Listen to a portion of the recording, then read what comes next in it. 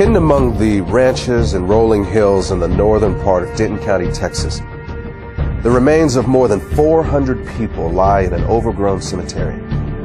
And even though it was abandoned and forgotten a long time ago, a few headstones can still be found. But most of the graves in this place never had a marker to begin with. That's because the people who were buried in them were considered to be property, not much different than a horse or a mule. This is where slaves were buried.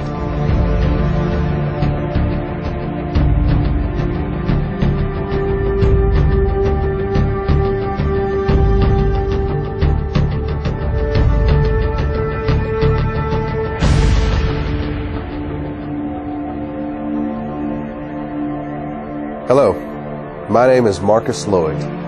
And I'm Michelle Renee. We thank you for joining us. If you are African American, you and I will always be connected to the people whose bodies lie in that cemetery. Our ancestors may have worked alongside of them in the same cotton fields. They could have been bought and sold at the same auction houses or had chains hammered around their necks by the same overseer. Some of them may have even been hunted down by the same slave catcher or whipped by the same master. For almost 250 years, our people were held in bondage. And today, this period of history has come to be known by an ancient Swahili word. It's called the Maafa. And it began when the first Africans were shackled to the bottom of a slave ship. But the irony is that it did not end when the slaves were freed. In fact, it hasn't ended yet. And as you're about to see, a hidden racial agenda is keeping the Maafa alive into the 21st century. What shall be done with the 4 million slaves if they are emancipated? This question has been answered and can be answered in many ways. Primarily, it is a question less for man than for God, less for human intellect than for the laws of nature to solve. Our answer is, do nothing with them. Mind your business and let them mind theirs. Your doing with them is their greatest misfortune. They have been undone by your doings, and all they now ask and really have need of at your hands is just to let them alone. Frederick Douglass, 1862. It is the stupidity of man to think that he can do evil, even some monstrous evil, and it won't have any backlash on himself.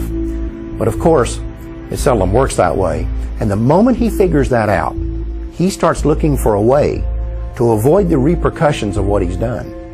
This is what happened with slavery. In the early 1800s, as it began to look like the end of slavery might be on the horizon, white America started to be concerned that a day of reckoning was coming. The primary fear for the average person was of retribution and insurrection, and that was a reasonable fear. After all, it's illogical to think that you can do to a whole group of people what was done to African Americans and think that they will just take it lying down forever. And of course, there were things like the Nat Turner uprisings. But for the wealthy elite, their fears went beyond things like insurrection. They were worried about the financial impact. Remember, it was not just the cotton plantations that profited from slavery. Whether you're talking about the banks or the insurance companies, the railroads, even the newspapers, the fact is that almost every aspect of the American economy was at some level or another invested in the slave business. You also need to recognize that for the wealthy elitist who controlled this system, slaves were an asset as long as they were slaves. But at the moment they are set free, they become a liability. And what the elite knew was that the end of slavery would instantly release 4 million people into the economy who had been kept uneducated and effectively unemployable anywhere but the cotton field. And what they were concerned about was that this was going to bankrupt the American economy. Taxes were going to go through the roof to take care of these people. Crime was going to be rampant. The prisons were going to be flooded. There was going to be this population overrun. And in the North, the biggest fear was migration from the South of these black people. The other fear that these people had was intermarriage between blacks and whites would lead to a loss of racial purity. The question was, what were they going to do about it? And their initial thought was that they would just send all the slaves back to Africa. This plan was called colonization, and it had broad support among the wealthy elite. In fact, the American Colonization Society was even funded by the United States Congress. But in the end, colonization proved to be unworkable, and the idea was eventually scrapped. But about that same time, a new philosophy was emerging in the world. It was called eugenics, and for some, it seemed like the perfect solution to what had become known as the Negro dilemma.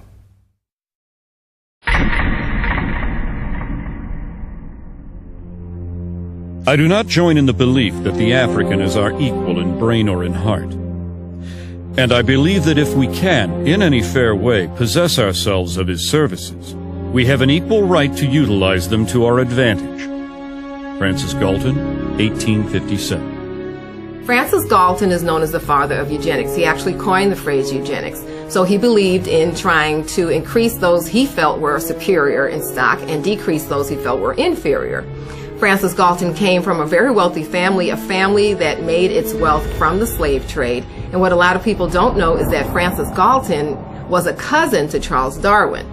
Francis Galton took Charles Darwin's philosophies and ideas and thoughts, and he actually put them into practice, and that's what we know today as eugenics. Eugenics and evolution are related in that they both see what they consider to be the highest form of primate, such as the gorilla, as almost indistinguishable from what they consider the lowest form of human, the African and the Aborigine. At some future period, not very distant as measured by centuries, the civilized races of man will almost certainly exterminate and replace the savage races throughout the world. The break between man and his nearest allies will then be wider, for it will intervene between man and a more civilized state, and some ape as low as a baboon instead of as now between the Negro or Australian and the gorilla. Charles Darwin, 1890.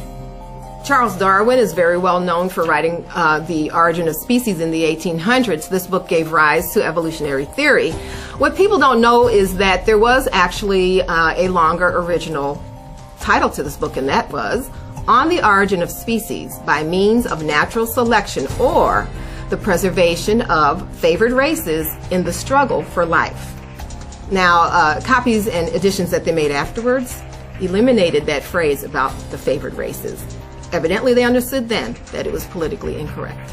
Some may defend Francis Galton because eventually that he rejected slavery, but they do point out that all of his wealth did derive from the slave trade, but also it needs to be known that he, as well as other eugenists, did not reject slavery until after it had ended, and they could not any longer exploit blacks legally. So at that point, it would have been quite easy for he and his cohorts to reject slavery. I think this is a point that we all have to really realize, that the eugenics movement was not invented by the everyday average white American, but by a select group of wealthy white elitists that had often used this ideology to pit all of white America against black America. And so we see that indeed that truly is the case even to this day. Average Negroes possess too little intellect, self-reliance, and self-control to make it possible for them to sustain the burden of any respectable form of civilization without a large measure of external guidance and support. Francis Galton, 1873. Eugenicists believed that Africans were inferior not just mentally, but physically, and that left to themselves, left alone, they would not make it. The problem is, it didn't work. With that failure, the eugenicists moved on to what is known as positive eugenics. In positive eugenics, the eugenicists wanted the white population to reproduce, to have so many children that it overwhelmed the black population. But that didn't work either. Next, they moved on to what they called negative eugenics. They knew that they could not round up all the blacks in the nation and execute them, so they decided to create an environment where they would convince the blacks to severely limit the number of children they were going to have, and thereby commit race suicide.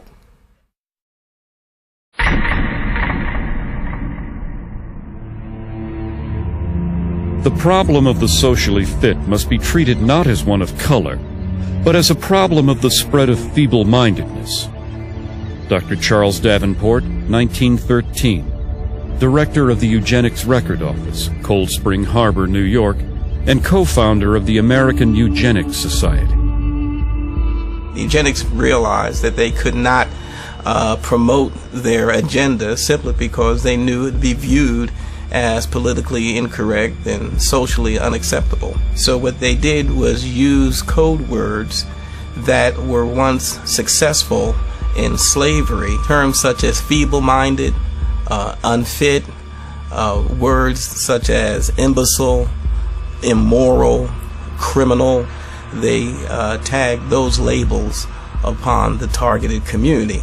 These words were less inflammatory, so it let society more or less not be totally alarmed of the original intent, but deep down inside, I believe everyone truly knew what segment of society and what people they were actually talking about. Even a cursory glance at the charts, photographs, and diagrams used to popularize eugenic ideals reveals that the unfit were swarthy, black, and ugly by Anglo-Saxon standards, with flattened noses, wiry hair, and prognathous profiles. Harriet Washington, author, Medical Apartheid. In the early 20th century, the white elitists who made up the eugenics movement were no longer just philosophers and academics. Now they were industrialists and billionaires who had come to embrace a worldview that was essentially identical to the eugenics movement. The same individuals and corporations who had once made millions on the backs of slaves were now willing to spend millions to get rid of them. But that didn't mean that these guys were interested in being public crusaders for the eugenics movement. They were certainly willing to be the brains and the money behind it, but they would hire crusaders to do the dirty work. And the primary one they settled upon was a woman named Margaret Sanger. She was the founder of the American Birth Control League and the publisher of its newsletter, the Birth Control Review. On a practical level, the relationship between Sanger and these elitists was basically a marriage of convenience. In order to advance their common agendas, they needed a front man and she needed money. And the whole thing would be held together by this kind of bizarre obsession with race and class. The result was that the American Birth Control League became the driving force behind the American eugenics movement. Eugenics would no longer just be a philosophy. Sanger and others like her were going to put it into practice. We are paying for and even submitting to the dictates of an ever-increasing, unceasingly spawning class of human beings who never should have been born at all. Margaret Sanger, 1922. The laws of nature require the obliteration of the unfit, and human life is valuable only when it is of use to the community or race. Madison Grant, 1916, co-founder, American Eugenics Society. The black man has never been a competitor, but has always been subservient to the white race. And just so long as he remains subservient, his position is secure. And just so soon as he becomes a competitor, his fate is sealed. Dr. Benjamin Hayes, eugenicist, 1905. The American Birth Control League was wise enough to get their program of population control across by using what had worked in the past, the same code words that had established the institution of slavery and that was also used by the early eugenics movement was once again used by the American Birth Control League. The Margaret Sangers of those days did not come out and say they were trying to eliminate black people. What they did say, they were trying to rid society of the feeble-minded. They were trying to rid the society of the criminal. Well, she was successful simply because of her eugenics friends for the past 50 years had put those labels on minorities and African Americans, and therefore society was more or less desensitized. In effect, the code words hid the agenda of Margaret Sanger and the eugenists. At that time, they did shift over to what they call the quality of life. It was a philosophy unquestionably used to target the poor simply because what the quality of life at its core meaning was that poor people really didn't have a reason to live. Only the white, those with status, had any chance of a meaningful or purposeful life. The solution for the poor now was not to eliminate the circumstances that would cause poverty. Their solution now was to eliminate the poor, eliminate the impoverished, and just wipe them off the face of the earth. The practice of birth control among the majority of colored people would probably be more eugenic than among their white compatriots. The dissemination of the information of birth control should have begun with this class, rather than with the upper social and economic classes of white citizens. Walter Terpening, Birth Control Review, 1932. In virtually every community where Negroes dwell, one finds them in fat times and lean alike, contributing a disproportionate number to the roles of the dependents and delinquents. They make excessive demands on the white man's charity and overtax his patience. Newell Sims, Birth Control Review, 1932. Author Madison Grant was a co-founder of the American Eugenics Society and an officer of the New York Zoological Society. In 1906, he had authorized an exhibit at the Bronx Zoo in which a 22-year-old African named Ota Benga was displayed in a cage in the monkey house. Sharing the cage with Benga was an orangutan. When a local clergyman protested the exhibit, he said that it was clearly intended to be a demonstration of Darwin's theory of evolution. Local proponents of Darwinism apparently agreed and labeled the display educational. 10 years after this event, Ota Benga committed suicide.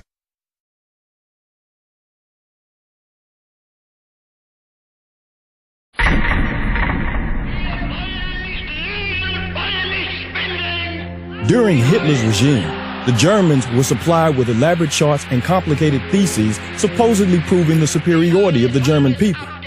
It is interesting to note that at the bottom of these charts were the colored people of the world, most conspicuously, the black people. Floyd McKissick, National Director, Congress of Racial Equality, 1967. An often overlooked fact about the German Holocaust is that the Nazis did not simply target the Jewish population. They went after the black community as well. Under the threat of being sent to concentration camps if they did not cooperate, Afro-German citizens were not only forced to undergo sterilization themselves, they were also required to turn over their children for sterilization. In his book Mein Kampf, Adolf Hitler explained the motivation behind such programs. The Jews were responsible for bringing Negroes into the Rhineland. It suits the purpose of the cool, calculating Jew who would use this means of introducing a process of bastardization in the very center of the European continent, and, by infecting the white race with the blood of an inferior stock, would destroy the foundations of its independent existence. Adolf Hitler, Mein Kampf. The Nazi attitude toward blacks was clearly defined in a 1944 book by Robert Ley, who was the head of the German Labor Front. Ley characterized the Jewish race as a disease-riddled parasite that had been created by unnatural inbreeding between white men and the racially inferior Negro. He described the result as a racial swamp that would eventually destroy the natural superiority of the Aryan race. Another Nazi publication described blacks as African brutes who had not been tamed even by centuries of slavery. It went on to say that any effort to assimilate people of African descent into civilized society was a waste of time, and that the lynchings of blacks in America did not merit any regret. Since World War II, it has been well documented that Adolf Hitler was profoundly influenced by the American eugenics movement, and that many of his government's racial policies were actually developed from the writings of American eugenicists like Madison Grant and Harry Laughlin. In fact, Hitler referred to Grant's book, The Passing of the Great Race, as his Bible. Meanwhile, American eugenicists were routinely praising Hitler and holding up the Nazi eugenics program as a model for the United States to copy. The leader of the German nation, Adolf Hitler, has been able to construct a comprehensive racial policy of population development and improvement. The difference between the Jew and the Aryan is as unsurmountable as that between black and white. Germany has set a pattern which other nations must follow. Dr. Clarence Gordon Campbell, 1935, President, Eugenics Research Association, New York. Among those American eugenicists who most strongly supported the Nazis was a member of the American Eugenics Society, a director of the American Birth Control League, and a writer for the Birth Control Review. His name was Lothrop Stoddard. As an avowed racist, Stoddard was the author of a book called The Rising Tide of Color Against White World Supremacy, which was widely promoted by the Ku Klux Klan. In another book, The Dragon and the Cross, Stoddard was identified as the exalted Cyclops of the Massachusetts chapter of the Klan. Non-white races must be excluded from America. The red and black races, if left to themselves, revert to a savage or semi-savage state in a short time. Lothrop Stoddard, Director, American Birth Control League. On the 19th of December, 1939, during a 4-month stay in Germany, Stoddard was given a personal meeting with both Adolf Hitler and the man who would eventually be in charge of the Nazi Holocaust, SS leader Heinrich Himmler. Later, when a course on race was introduced at Halle University in Germany, its instructor stated that it would be modeled on the philosophies of American eugenicists, including Lothrop Stoddard. Eventually, Stoddard's racial views would even be featured in Nazi school textbooks. The white race divides into 3 main subspecies: the Nordics, the Alpines, and the Mediterraneans. All 3 are good stocks, ranking in genetic worth well above the various colored races. Lothrop Stoddard, Director, American Birth Control League. To eliminate blacks from Germany, one of the people Hitler called on was a eugenicist who had once written that blacks are an inferior race of savages who should only be allowed to survive as long as they are of use to the Aryan race. His name was Eugen Fischer, and about 20 years earlier, he had been one of the leaders of a system of concentration camps in southwestern Africa, where blacks were rounded up to be executed, experimented on, or held as free labor. Under Hitler, Fischer would serve on committees that planned the sterilization of all blacks in countries that came under German control. He would also be one of the first Nazi scientists to become publicly affiliated with the Carnegie-funded eugenics laboratory in Cold Spring Harbor, New York. Eventually, Fischer would also be put in charge of the Kaiser Wilhelm Institute, which was funded by the Rockefeller Foundation. It was here that many of the Nazi programs for creating racial purity were developed. In 1927, Margaret Sanger organized the World Population Conference in Geneva, Switzerland, and gave it front-page coverage in her Birth Control Review. The events program shows that several of its attendees were colleagues of Sanger's from the American eugenics movement. It also documents that among those who were given a leadership role in the conference was Eugen Fischer, the man who would eventually lead the Nazi effort to eradicate blacks from Europe. Another American eugenicist with Nazi connections was Harry Laughlin. He was an official with both the American Eugenics Society and the American Birth Control League, and in 1928 his plan for using forced sterilization to eliminate those who might produce what he called degenerate offspring was published in the Birth Control Review. In 1936, Laughlin led an effort to distribute the English language version of a Nazi eugenics film to audiences in the northeastern part of the United States. He had acquired the rights to the film from the Race Policy Office of the Nazi Party and, with the help of 2 other American eugenics organizations, had mailed literature to biology teachers at 3,000 U.S. high schools, urging them to show it in their classrooms. Later that year, Laughlin was praised in a Nazi newspaper and awarded an honorary degree from the University of Heidelberg for his contributions to the Nazi eugenics effort. In the 1930s, a German psychiatrist named Ernst Rudin was named president of the International Federation of Eugenics in Cold Spring Harbor, New York, which was funded by the Carnegie Corporation. And in 1933, his call for racial purity was published in the Birth Control Review. Later, Rudin would be chosen by Hitler to write Germany's eugenics laws, and at one point, he personally helped the Gestapo round up and sterilize several hundred blacks, who they referred to as Rhineland bastards. After the war, Rudin would be identified as one of the architects of the barbaric medical experiments that the Nazis carried out in their concentration camps. It may be possible that Hitler actually got the idea for concentration camps while studying the American eugenics movement. In 1919, the state of Indiana had allocated $300,000 to create a work colony in the city of Butlerville, where those who were labeled feeble-minded would be incarcerated.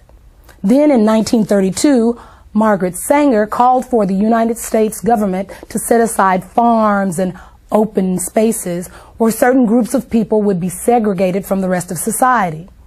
She proposed that, among others, the illiterate, the unemployed, and the poor should be forcibly kept in these areas until they developed what she called better moral conduct.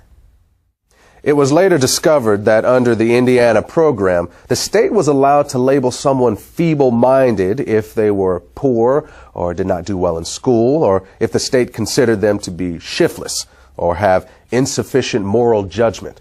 But it's important to understand that this Indiana campaign was not unlike those in other states. For example, a eugenics project conducted in Massachusetts during the late 1920s proposed sterilization for young girls who were diagnosed as defective, which could include being unwed and pregnant, financially poor, or if the state labeled them socially undesirable. In addition, boys as young as 14 could be castrated for showing signs of kleptomania or for exhibiting what was described as solitary behavior. In a single incident during 1935, the Nazis sterilized the children of over 600 German women because it was reported that those children had been fathered by black men. When news of this reached the United States, a member of the American Eugenics Society named Walter Ashby Plecker wrote a letter to the German Bureau of Human Betterment and Eugenics, praising them for the action and expressing his hope that not one child had been missed. 10 years earlier, Plecker had written that the black population was the greatest problem and most destructive force which confronts the white race and American civilization.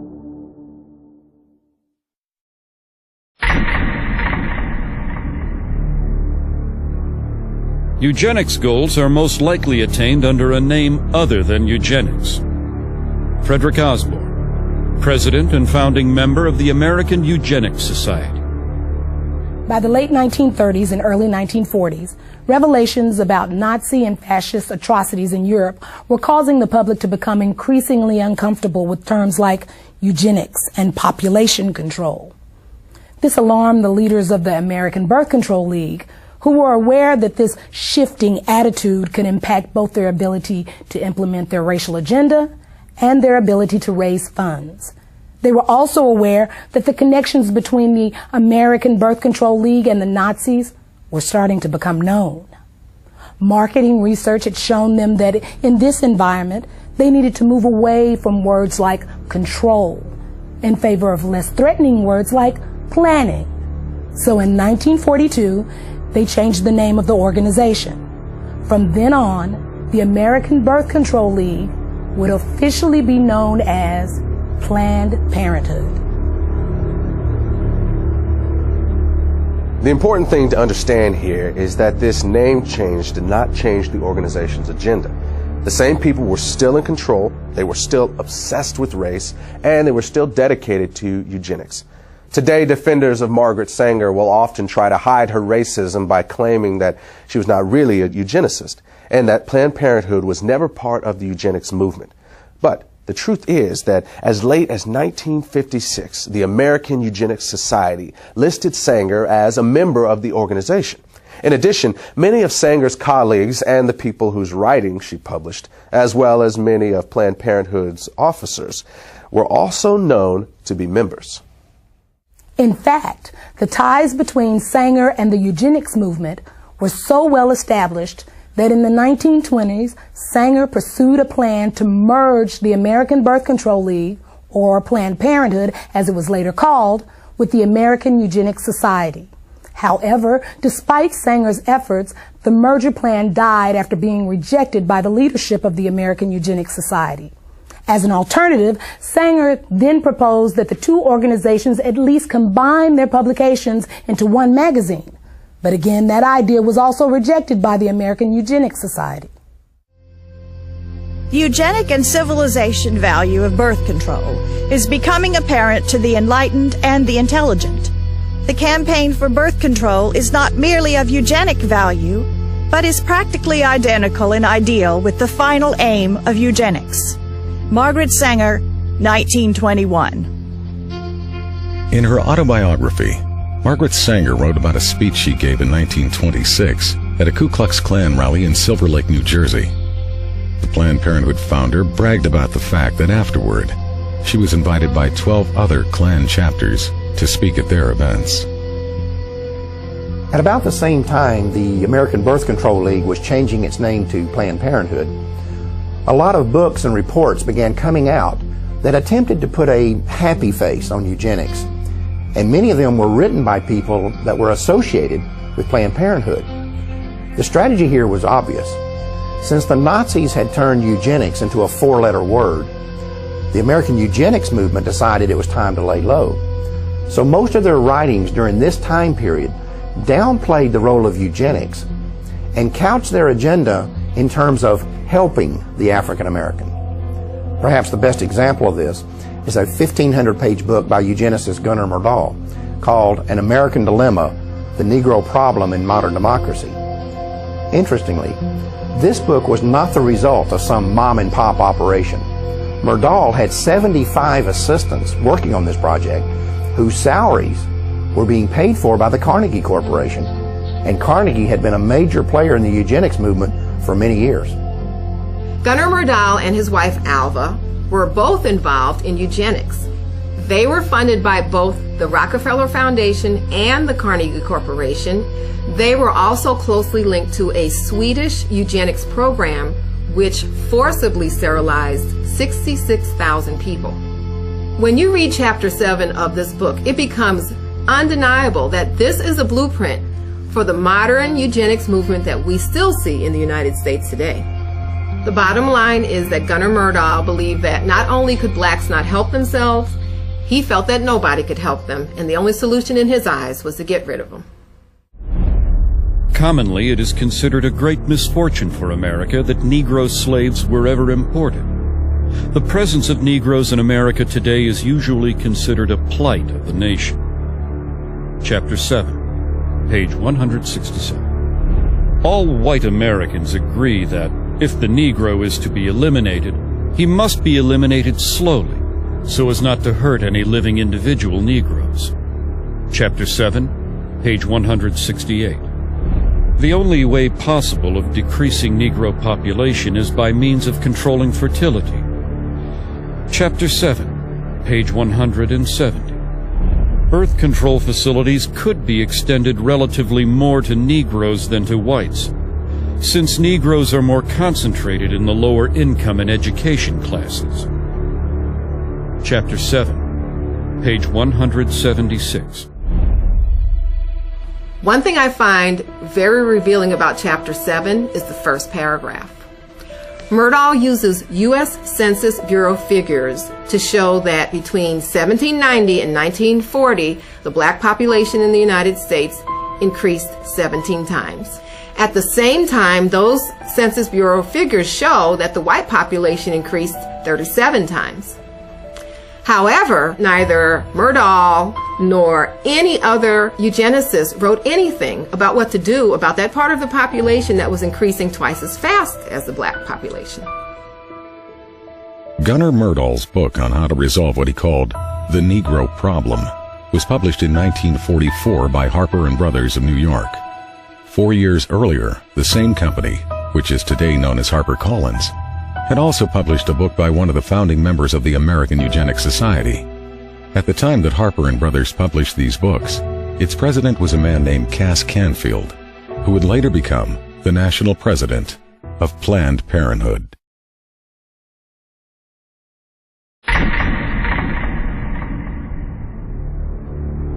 We hope that the restraint of population growth can come about through voluntary means. But if it does not, involuntary methods will be used.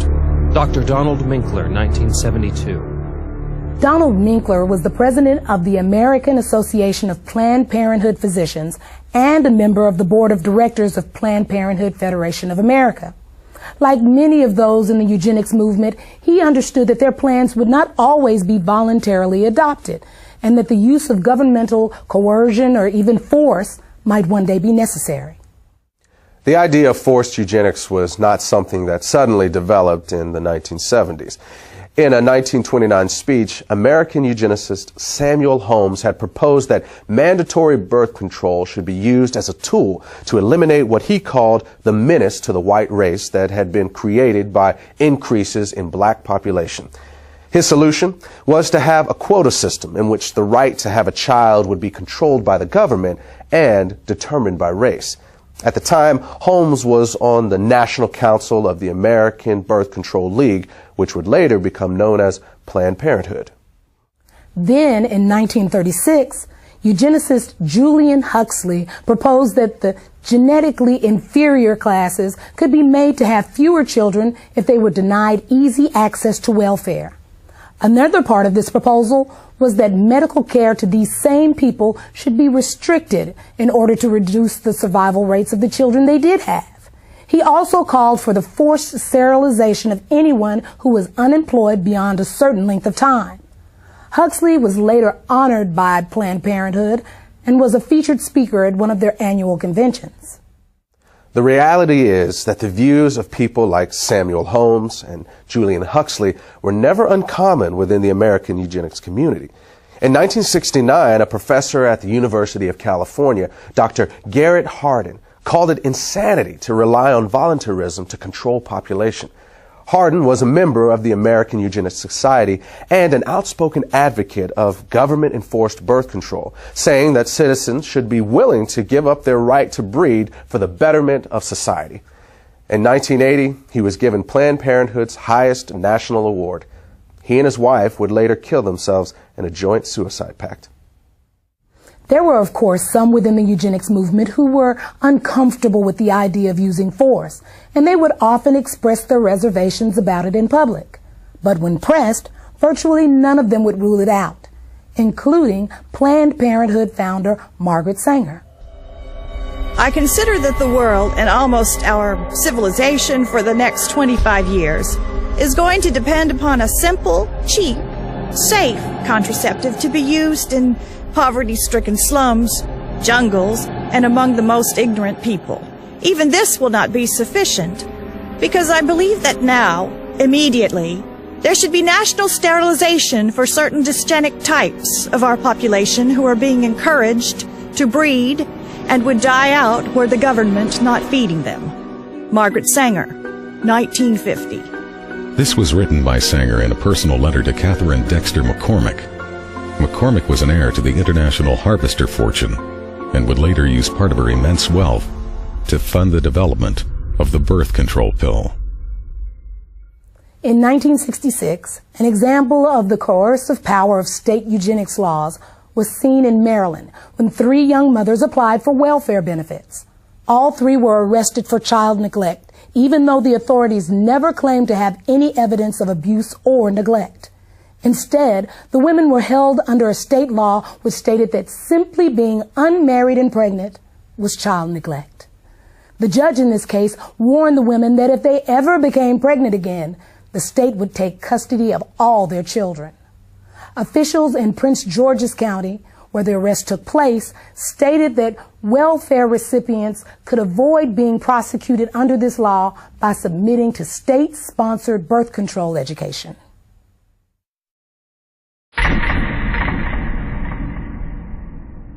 In 1934, Adolf Hitler sent a letter to American eugenicist Leon Whitney, complimenting him for a book he had written on sterilization. Whitney was the former executive secretary of the American Eugenics Society and a colleague of Margaret Sanger's. Sanger also published his writings in the Birth Control Review. In the book that Hitler was praising, Whitney had written that America could eliminate what he called the slum elements of society by sterilizing the lowest 25% of its population. He claimed this was necessary because such people are too stupid to understand or practice even simple methods of contraception. Besides, he said, the country would hardly miss them. One of the people he was talking about was named Elaine Riddick. At the age of 13, I became pregnant. I was raped by a guy that lived across the street from me. He snatched me off the street and molested me and threatened my life and said if I ever told anyone that he would kill me. When they was delivering my son, they sterilized me at the same time. They had approached my grandmother and said that if she wanted to continue to receive supplement, welfare and food stamps, or at this time they was giving out these surplus foods, canned cheese, I think it was, powdered eggs, and said that if she did not sign the X, that they were going to stop her supplements. Mind you, my grandmother was illiterate. She had never ever gone to school. She didn't understand what it was. So she signed the acts and they did this to me. I did not find out that they had sterilized me until I was 19 years old. I asked the state of North Carolina why they did this to me, and they said that because I was feeble-minded, that I would not be able to take care of myself, I would not be able to tie my shoes, that I was just incompetent. The state of North Carolina also said that I had never performed, at the age of 13, I had never performed a day's work in my life. They couldn't get me to do anything. But at the age of 13, I mean, should I not have been in school? They were saying that feeble-mindedness is hereditary. So they sterilized me so I would not produce my kind. Mind you, I am not illiterate, nor am I feeble-minded. I never went into high school, but yet I still acquired a college degree. They also justified that my child or my children would be feeble-minded. My son is the president of his own semiconductor company. He has his own construction company. And he has his own real estate company. I mean, how can you think that your government allowed or allowing these things to happen to a person, a life? You can't say nothing, you have no rights. To me, they took away all of my rights. They sterilized kids from, my understanding and my knowledge, as young as 8 years of age. I don't know what an 8-year-old can do that could cause them to do this to them. The only reason I can give myself is that because they're black. In 1961, social worker Sue Casebolt had been installed as the executive secretary of the North Carolina Eugenics Board. At a board meeting held 3 weeks later, she stated that she was going to keep a file on every child whose name reached her desk so that they could be picked up as soon as they reached childbearing age. Casebolt was still on the board in 1968 when it approved the sterilization of 14-year-old Elaine Riddick.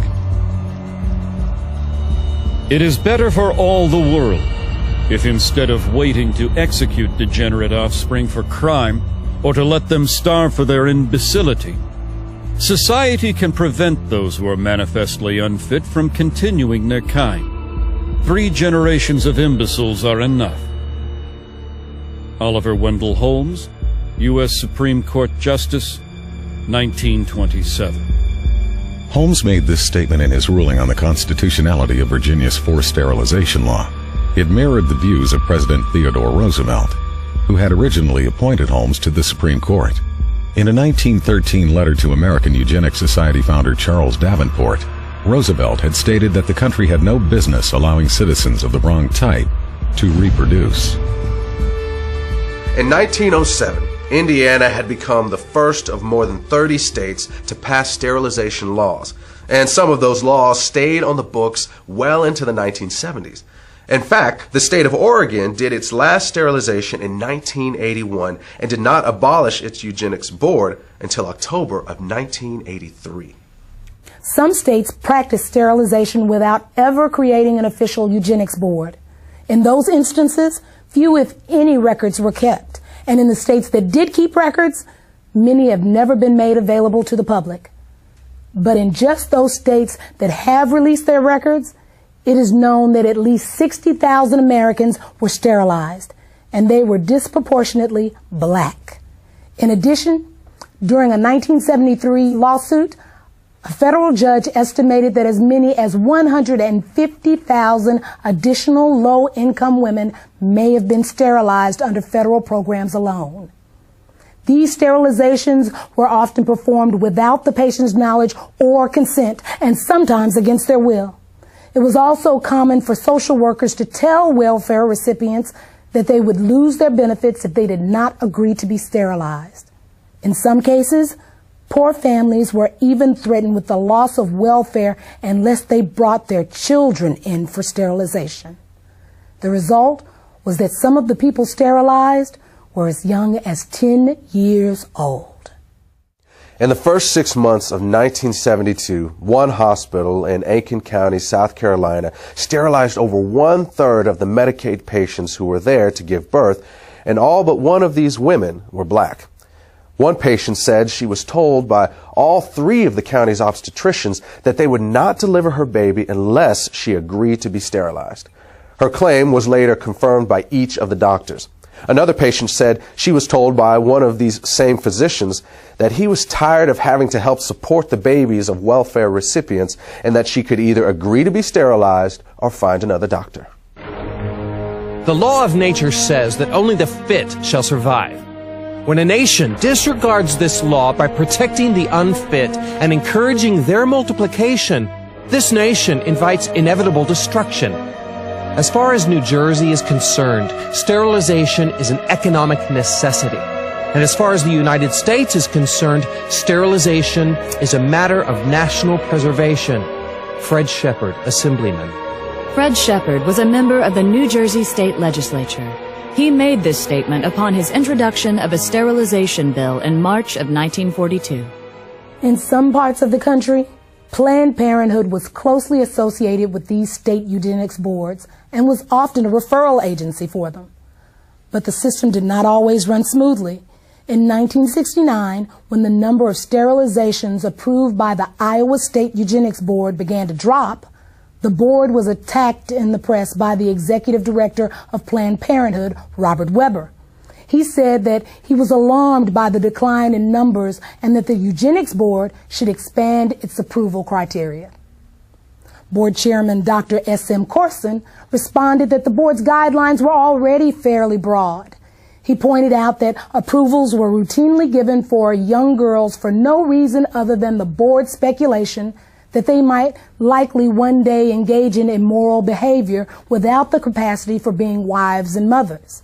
At that point, Weber publicly scolded the board and told them that they should either increase the number of sterilizations or quit. From its beginning, Planned Parenthood always had powerful ties to the American eugenics community. In fact, in many places they were often one and the same. For example, when the first birth control clinic was opened in Arkansas, it was operated by the Arkansas Eugenics Association and overseen by a woman named Hilda Cornish.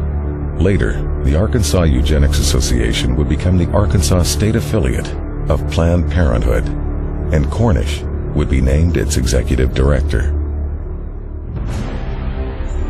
During the 4 months that American Birth Control League director Lothrop Stoddard was in Nazi Germany, he not only met with Hitler and SS chief Heinrich Himmler, he also attended one of the Nazi eugenics courts.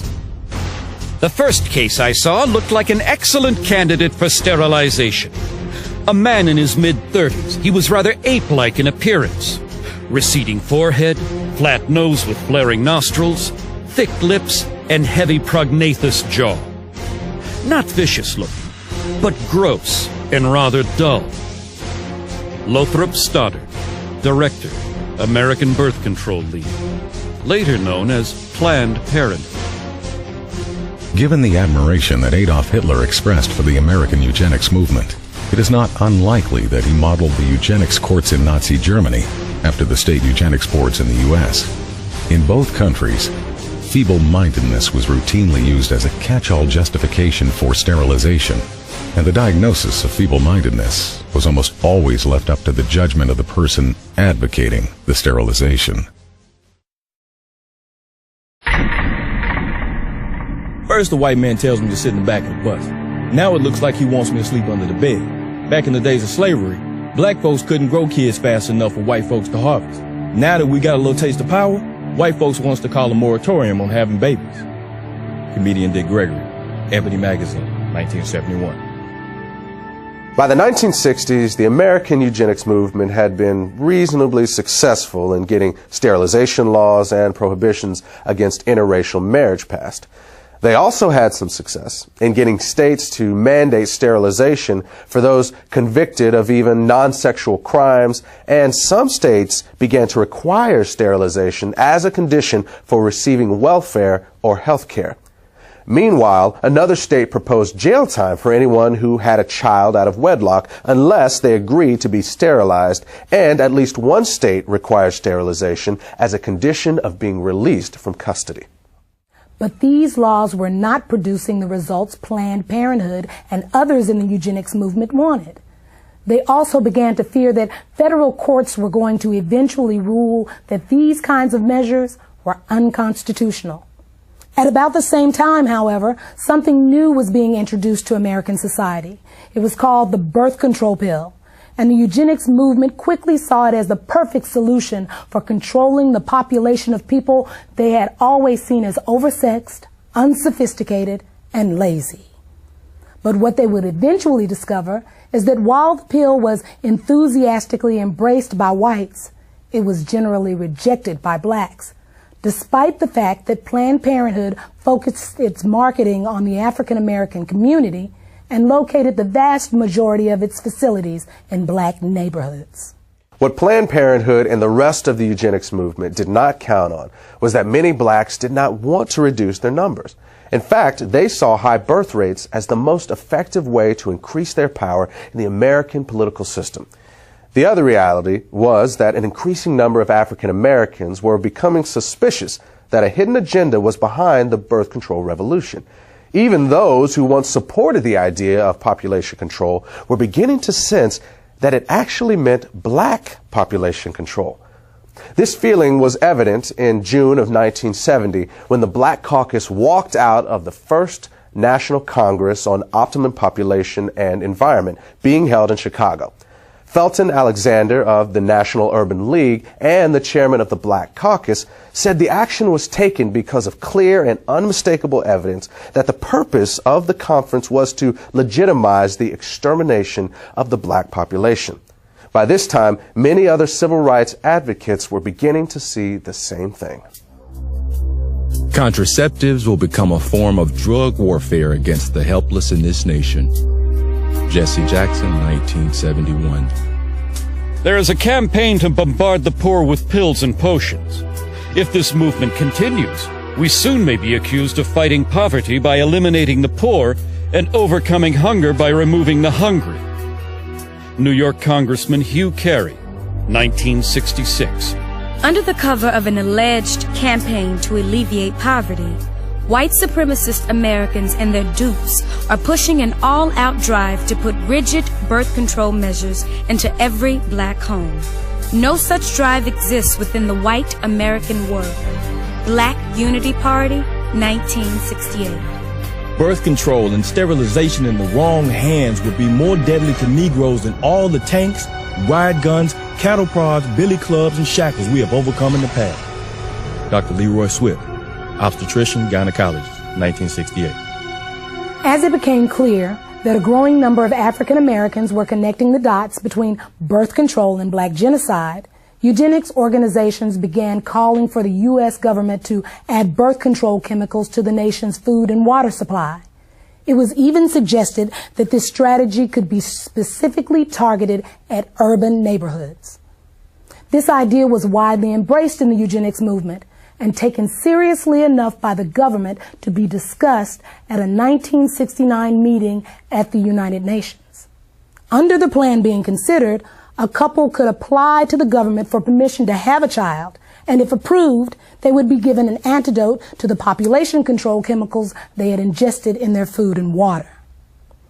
Interestingly, the idea that government should have some sort of licensing agreement to regulate who would and would not be allowed to give birth was not a new one. In 1934, Planned Parenthood founder Margaret Sanger had proposed that the U.S. government implement a system in which women would not have the legal right to have a child without a permit from the government, and that these permits would only be good for one baby. But eventually, proposals like forced sterilization, chemicals in the food and water supply, and government control of childbearing were abandoned by most people in the eugenics movement. Despite the fact that many of them openly advocated such ideas, they would come to realize that there was really no practical way to carry them out. But for all their failures, what the eugenics movement had accomplished was to lay the foundation for the next phase of their plan. And this is where they would find the success that they had been chasing for over 100 years.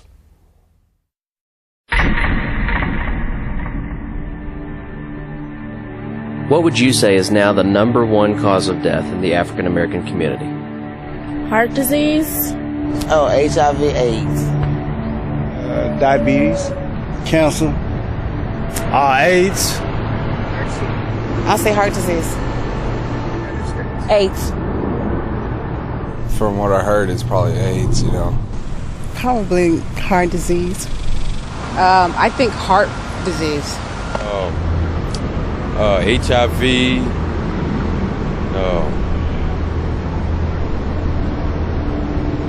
Gang violence.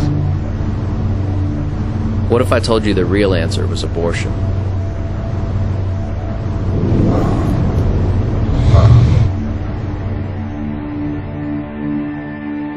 Since 1973, legal abortion has killed more African Americans than AIDS, cancer, diabetes, heart disease, and violent crime combined.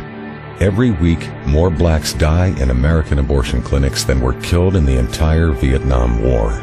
And the largest chain of abortion clinics in the United States is operated by Planned Parenthood.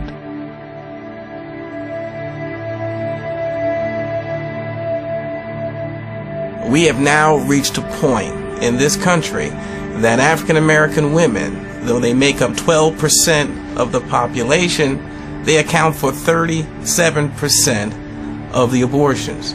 An African American baby is almost 5 times more likely to be aborted than a white child.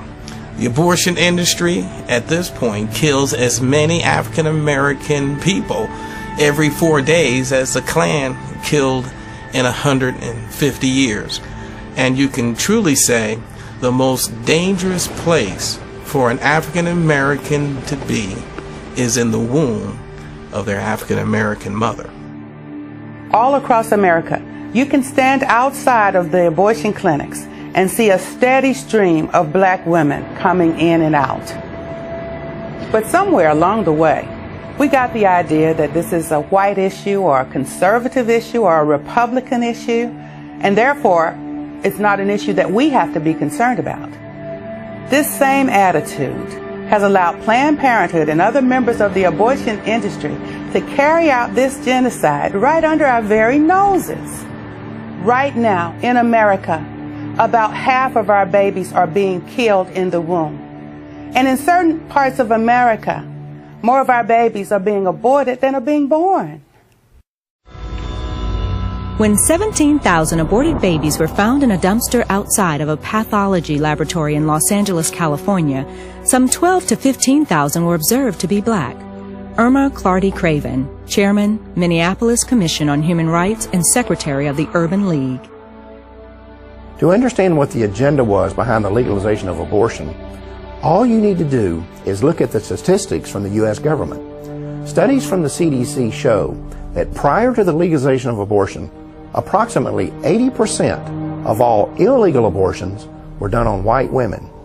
One study in New York even found that white women had 5 times as many abortions as black women. But at the moment abortion became legal, that began to reverse. And that's why the legalization of abortion was so crucial for the eugenics movement. Legalization created the ability to market abortion in the black community. And from a eugenics standpoint, that changed everything. These people cannot have it both ways. First, they say that birth control will reduce the number of abortions. Then they flood our neighborhoods with birth control clinics. And what's the result? Our abortion rate skyrockets. So either they lied about the fact that birth control would reduce abortions in our neighborhoods, or this is the results and the purpose they wanted from the beginning. At this point, I truly have the tendency to believe the latter. In 1973, the year abortion was legalized nationwide, Dr. Christopher Tizzi produced a study on abortion demographics at the request of the Population Council, a New York-based eugenics organization. In this report, Tizzi confirmed previous research showing that when abortion is illegal, the abortion rate is much higher for white women than for black women, but that this completely reverses whenever abortion is legalized. At the time he published these findings, Tizzi was a consultant to both Planned Parenthood and the National Abortion Federation. Other researchers within the eugenics and abortion movements were also documenting that easy access to abortion clinics produces higher abortion rates in the surrounding area.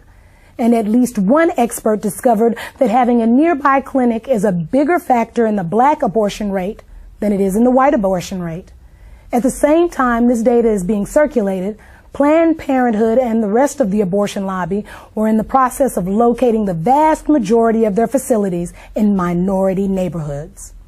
Then in 1974, a study was released on population control that had been conducted by researchers at 3 major universities.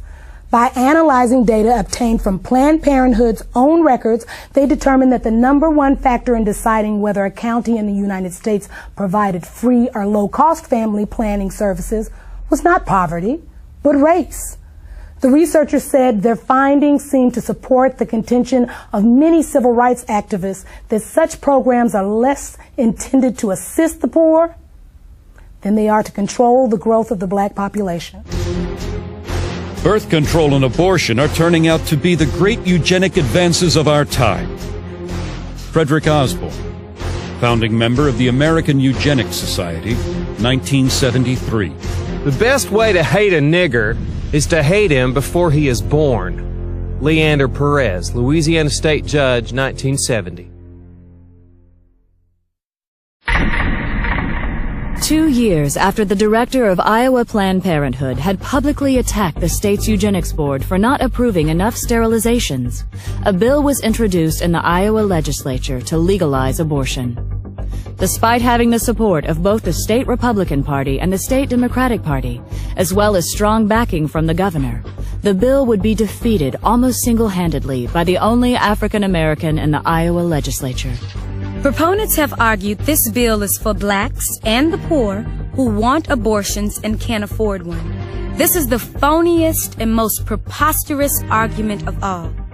I represent the inner city where the majority of blacks and poor live, and I challenge anyone here to show me a waiting line of either blacks or poor whites who are wanting an abortion.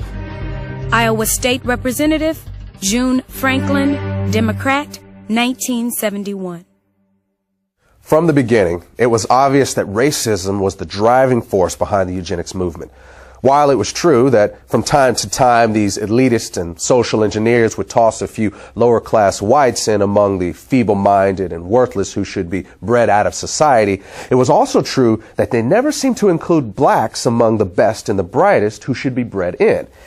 And at the same time, the country was being saturated with calls for population control and family planning. The facilities to carry them out were pouring into the black community.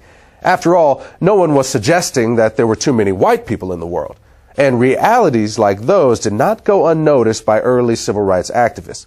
For them, the reason birth control and abortion were being pushed was not a secret. Those whom we could not get rid of in the rice paddies of Vietnam, we now propose to exterminate if necessary, eliminate if possible, in the OB wards and gynecology clinics of our urban hospitals. Jesse Jackson, 1971. Black people are the target of birth control, not because the ruling politicians like them and care about their economic equality, but because they hate them and can no longer use them in plantations and other cheap labor conditions. Muhammad Speaks, the Black Muslim newspaper, 1970. I believe the entire question of abortions is just one more in the continuous series of events to eliminate the black population. Father George Clemens, Jet Magazine, 1973. The abortion law hides behind the guise of helping women, when in reality it will attempt to destroy our people. Brenda Hyson, New York chapter, Black Panther Party, July 1970. The racist tells you to take birth control pills to kill, to murder life that might have existed if you had not. They are planning mass extermination of people they consider dispensable. Van Keys, Oakland chapter, Black Panther Party, 1969. A true revolutionary cares about the people. He cares to the point that he is willing to put his life on the line to help the masses of poor and oppressed people. He would never think of killing his unborn child. Detroit chapter, Black Panther Party, 1970. Who the hell is getting the pill? The Mexican and the Negro. Do you want to wipe us out? Cesar Chavez, 1967. On the day after the assassination of Dr. Martin Luther King, a memorial service was held at Howard University in Washington, D.C. As mourners left the auditorium, they encountered about 600 people attending a rally outside. Several speakers were heard warning the crowd that population control was being used as a weapon of black genocide. Among the speakers who gave this warning was noted civil rights activist Stokely Carmichael. A year later, Pittsburgh police were called when 200 sticks of dynamite were discovered near a local Catholic church. An investigation revealed that the dynamite was not intended for the church, but was instead left behind by civil rights activist William Bowie Hayden. Hayden later admitted that he and his group, the United Movement for Progress, had planned to use the explosives to blow up nearby Planned Parenthood facilities because they were practicing black genocide. Hayden had once stated that any African American who supported allowing Planned Parenthood into black neighborhoods was an Uncle Tom. Into the black community stepped Planned Parenthood. Only when they came into the black community, they've become Planned Black Genocide. William Bowie Hayden, civil rights activist, 1971. Among those associated with Hayden was an African-American physician named Dr. Charles Greenlee. Greenlee had been a staunch supporter of Planned Parenthood, but became suspicious of the organization after noticing that black neighborhoods in his city were, as he described it, saturated with Planned Parenthood facilities, while nearby white neighborhoods that were just as poor did not have a single one. In an article published by the Black Muslim newspaper Muhammad Speaks, Greenlee said he had also discovered that deceptive materials were being circulated in the ghettos and delivered to the homes of black women, warning them that welfare recipients who had additional children would lose their public assistance. Greenlee knew that wasn't true and concluded that Planned Parenthood was pushing a hidden agenda. It was then he severed his ties to the organization and started working against it.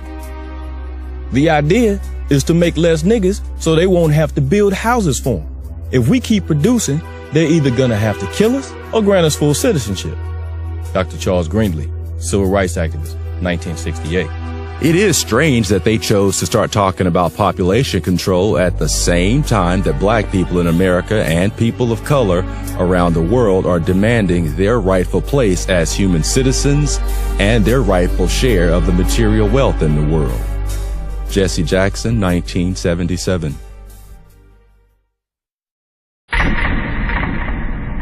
It is interesting how everyone assumes that the pro-life movement in America began in 1973 with Roe versus Wade. But we who were around during the civil rights movement and struggle of the 1960s, we know that the first anti-abortion groups were organizations like the Black Panthers, the Nation of Islam, and other community organizations. These folks were speaking out against both birth control and abortion long before the contemporary pro-life groups of today existed. But one of the problems with the civil rights movement was that there was far too many men and women who were willing to sell out the community. And a lot of powerful, influential African Americans knew that they had to be willing to turn and look the other way in order to advance their own personal political agendas. In 1972, those members of the Congressional Black Caucus, such as Charles Diggs, did not trust the abortion industry or those who were espousing population control or family health, and they were suspicious of them. But when the money began to flow, just as it was with Jesse Jackson, when he found out that indeed he could get funding and monies to run for presidents from these people, he flip-flopped in his position. Because he once said abortion is black genocide. What happens to a mind of a person in the moral fabric of a nation that can abort a baby without a pang of conscience? Where will we be 20 years from today? But when Reverend Jesse Jackson realized he needed money to run for president, all of a sudden the most important civil rights issue is a woman's right to choose. In 1975, Jesse Jackson called for the ban of abortion through a constitutional amendment. And in an interview in Jet magazine, he referred to abortion as genocide. But Jesse Jackson, on the other hand, wanted to become president. And the Democratic Party at that time had sold out completely to Planned Parenthood and the eugenics crowd. And Jesse Jackson went along to get along. And don't ever think that he was the only one. The unfortunate thing we face, whether we're talking about individuals or organization, there's never been a shortage of black leaders who are willing to sell us down the river if it's enough money and political power in it for them. I've been grappling with the fact that the NAACP is in bed with the very organization that has brought black genocide to our community. Dr. Alveda King, the niece of Dr. Martin Luther King, has tried on at least 3 occasions to bring to this organization's attention the black genocidal plot of people like Margaret Sanger and Planned Parenthood to exterminate the black community. And the stonewalling has been astounding. Alveda King literally has gone to the street along with myself to say to the NAACP, please deal with this issue of black genocide.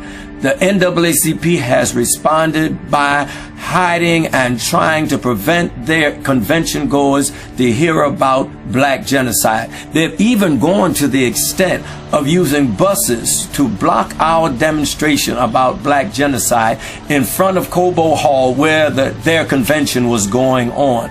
They have literally put black paper across their windows so that the convention goers at the NAACP convention could not see the demonstration going outside that included Alveda King. There is definitely a conspiratorial plot being hatched and has been hatched by the NAACP to keep from their people the fact that they are co-conspirators in the genocide of their own people.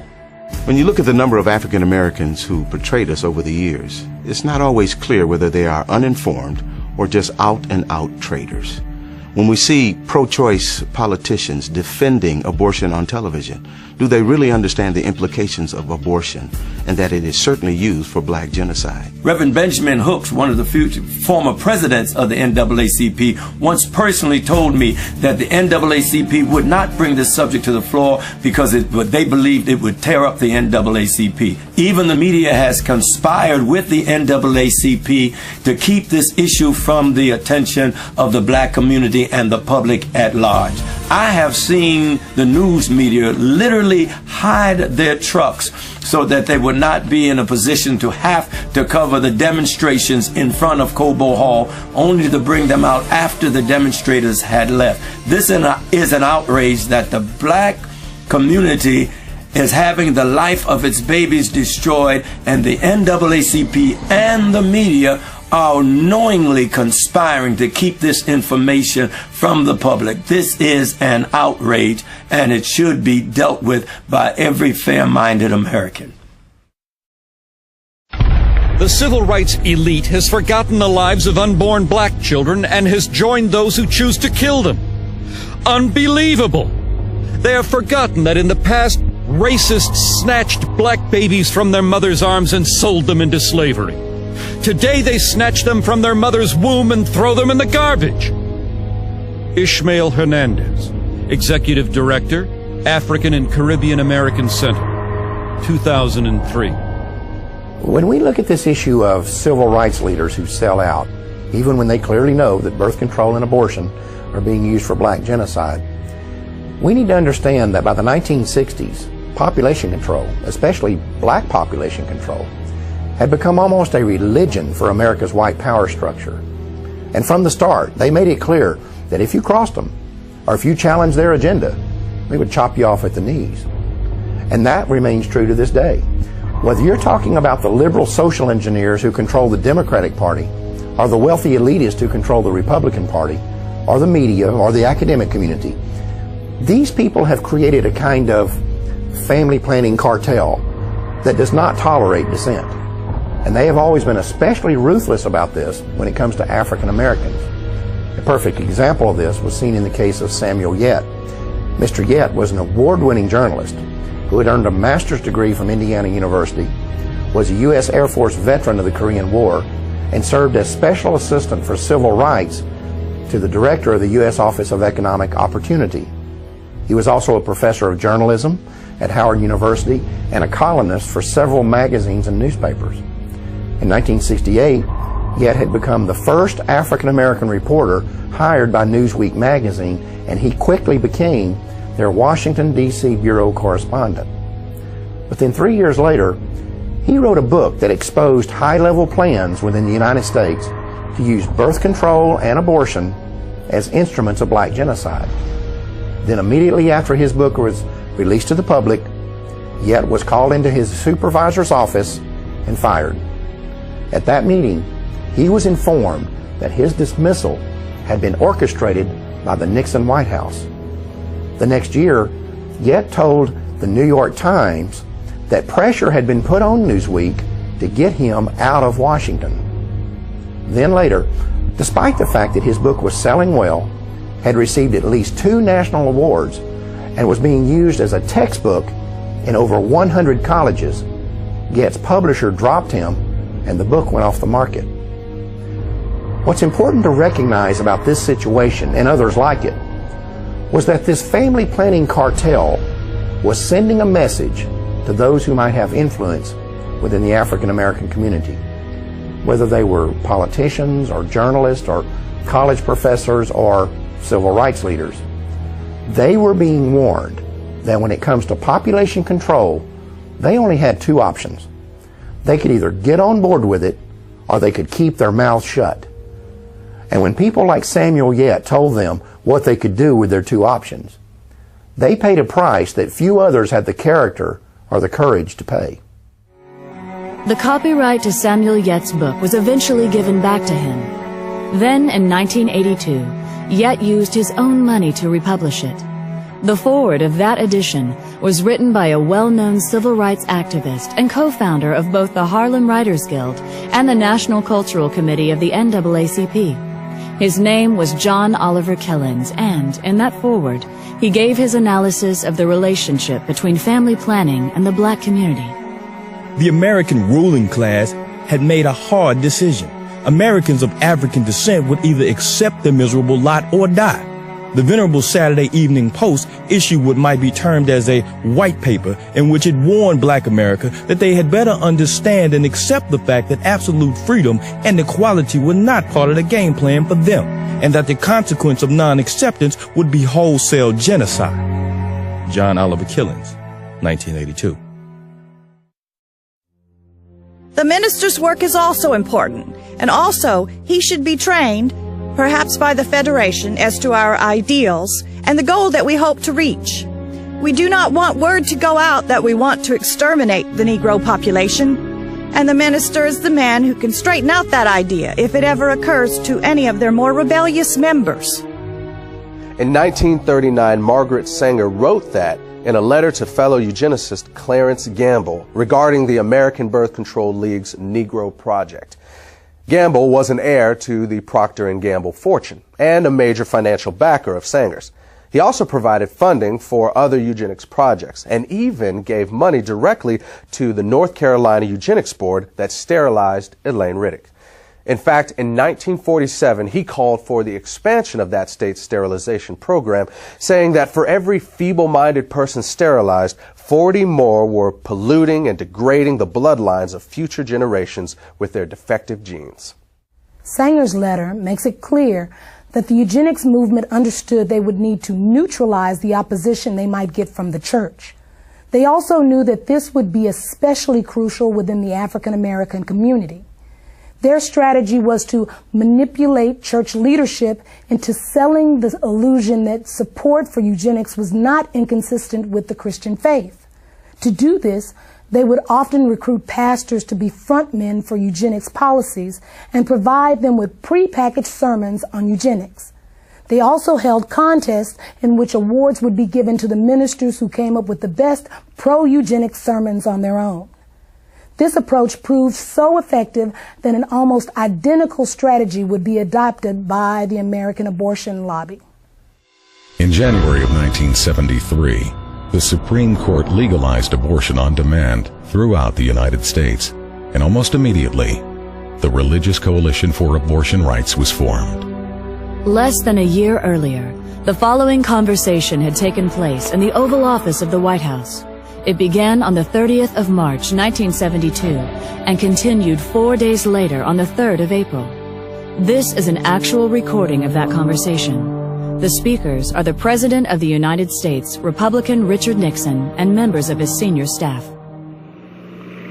A majority of people in Colorado voted for abortion. I think a majority of people in Michigan voted for abortion.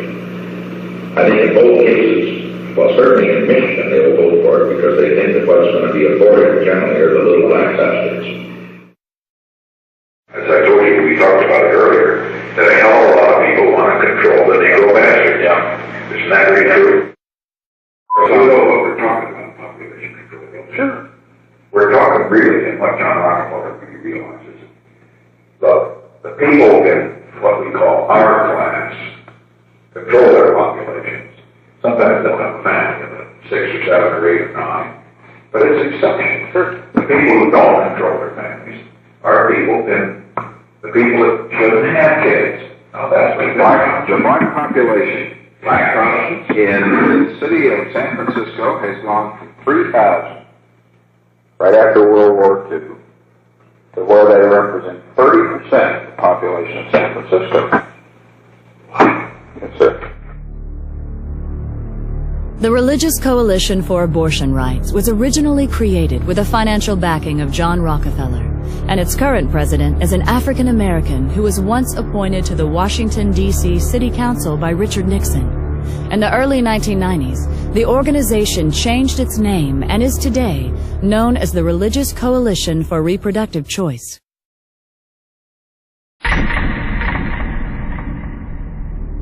In 1969, a meeting of the United Nations Educational, Scientific, and Cultural Organization, also known as UNESCO, proposed that an American Population Commission be created with a, quote, large budget for propaganda, unquote. 4 months later, Republican President Richard Nixon signed legislation establishing the Commission on Population Growth and the American Future. The bill authorizing this new initiative had been passed with overwhelming support from congressional Democrats and was chaired by John Rockefeller. The executive director of the project was to be Dr. Charles F. Westhoff, who was also a member of both the American Eugenics Society and Planned Parenthood's National Advisory Council. Another member of this new commission was Dr. Joseph Beasley. In the 1960s, Beasley oversaw an aggressive eugenics program that concentrated on black neighborhoods in New Orleans with the stated intention of lowering welfare costs. This project would eventually be described by Planned Parenthood President Alan Guttmacher as the #1 success story in the history of American birth control movement. It also led to Beasley being elected chairman of the board of Planned Parenthood in 1970. Then in 1975, Beasley was sent to federal prison for conspiring to defraud the U.S. government of $778,000 that had been allocated for the project. In court, a local black civil rights activist named Sherman Copeland testified that he took payoffs from Beasley for helping him to convince residents of the targeted neighborhoods that birth control was not black genocide. In 1969, William H. Draper was appointed to represent the United States on the United Nations Population Commission. Draper had once proposed that government-sponsored population control efforts among the poor be accelerated in order to deal with racial unrest and to cure what he called the ghetto problem. Draper was on the governing body of Planned Parenthood and had personally raised more than $4 million for the organization. That same year, a New York Times article about Planned Parenthood said the organization's board of directors was dominated by people who were both white and wealthy.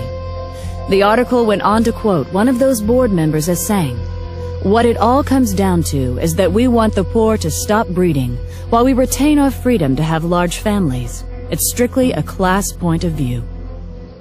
There's ample evidence that government programs designed for poor black folks emphasize birth control and abortion availability, both measures obviously designed to limit black population. Comedian Dick Gregory, Ebony Magazine, 1971. It takes little imagination to see that the unborn black baby is the real object of many abortionists. Irma Clardy Craven, Chairman, Minneapolis Commission on Human Rights and Secretary of the Urban League. It was not until the mid-60s that blacks began to realize that what was called urban renewal was in fact what one black city planner labeled Negro removal. Roy Ennis, National Director, the Congress of Racial Equality, Ebony Magazine, 1974. To a large and growing number of 1960s civil rights activists, it became obvious that family planning was just a code word for abortion and birth control, and that it was being pushed by the government as a way to avoid putting money into the black community. This conclusion was reinforced by statements like those of Democratic President Lyndon B. Johnson, who in June of 1965 stated that every $5 the government spent on population control was worth more than $100 invested in economic growth. Then, at the urging of Republican Congressman George Bush, Johnson became the first U.S. president to endorse federal funding for birth control. In 1966, he would also accept Planned Parenthood's highest award for his policies pushing family planning on foreign countries. It was at about this same time that political leaders from both parties began to increase their demands that aid to the poor, whether abroad or within the United States, be tied to birth control. In 1965, former Republican President Dwight Eisenhower complained that the United States was spending money to slow the population growth of responsible families, while at the same time providing financial incentives for ignorant, feeble-minded, and lazy people to have more babies. He said that history would rightly condemn the United States if we didn't link welfare to family planning. At that time, Eisenhower was the co-chairman of a Planned Parenthood fundraising campaign along with former Democratic President Harry S. Truman. John Ehrlichman, who was an assistant to President Richard Nixon, wrote that Nixon once told him that African Americans could not really benefit from federal programs because they are genetically inferior to whites. Later, Nixon would label birth control a national priority and sign legislation to make it available as a service of the U.S. government. Then, in March of 1972, the Commission on Population Growth and the American Future, which Nixon had created 3 years earlier with the help of congressional Democrats, began calling for the nationwide legalization of abortion. The concept that abortion and birth control could be used to save the government money was well established by this point in history. In 1969, Joseph Kershaw, who was a researcher with the U.S. government's Office of Economic Opportunity, stated that the agency had closely studied the poverty issue and found that the single most cost-effective way for the government to address it was through family planning. In other words, through abortion and birth control. And that sort of thinking is still very much alive today. On January 25th, 2009, the Speaker of the United States House of Representatives, Nancy Pelosi, said on an ABC News program that the government's economic stimulus package should include a large increase in spending for population control. She said that this could save the state and federal governments the cost of having to pay for the health care and education of poor children. Not surprisingly, Pelosi has a 100% approval rating from Planned Parenthood. At one time, it was common to hear politicians and elected officials openly talking about the need for population control in the black community, or saying things like $1 spent on family planning is worth $5 spent on economic development. But since we don't hear that sort of thing anymore, it would be easy to conclude that the government is not still involved in black genocide, but that's not the case. Look, it's no longer necessary for the government to be directly involved in black genocide because that's what they hired Planned Parenthood for. I mean, it can't just be a coincidence that at the same time when government population control programs were backing away from specifically targeting black neighborhoods, at that same time, the state and federal funding for Planned Parenthood was being increased by leaps and bounds. To understand the magnitude of the dollars involved here, remember this. By 1970, Planned Parenthood was already the 19th largest health-related fundraising organization in the country. But by year 2000, it had moved into third place behind only the American Heart Association and the American Cancer Society. And a major factor in that phenomenal growth was government funding. Basically, what's happened over the last 40 years or so is that Planned Parenthood has taken billions in government money while locating the vast majority of its facilities in minority neighborhoods. And that has not only been a tremendous boost for the eugenics movement, but it has also allowed government-funded family planning programs to target the black population while insulating the government from any direct connection to black genocide. One of the places where government money has been used to advance the eugenics agenda has been in the public school system. Although government-funded population control programs can be found in white schools, the evidence is that they are significantly more likely to be targeted at black schools. One example of this was seen in 1986, when it was discovered that Illinois public schools were not only distributing birth control to children, but that every one of the 50 facilities involved were in minority neighborhoods. When this information was made public, a local African-American pastor organized a campaign to stop the program. Reverend Hiram Crawford labeled the project Genocide, saying that the obvious goal was to go after the Hispanic and black population.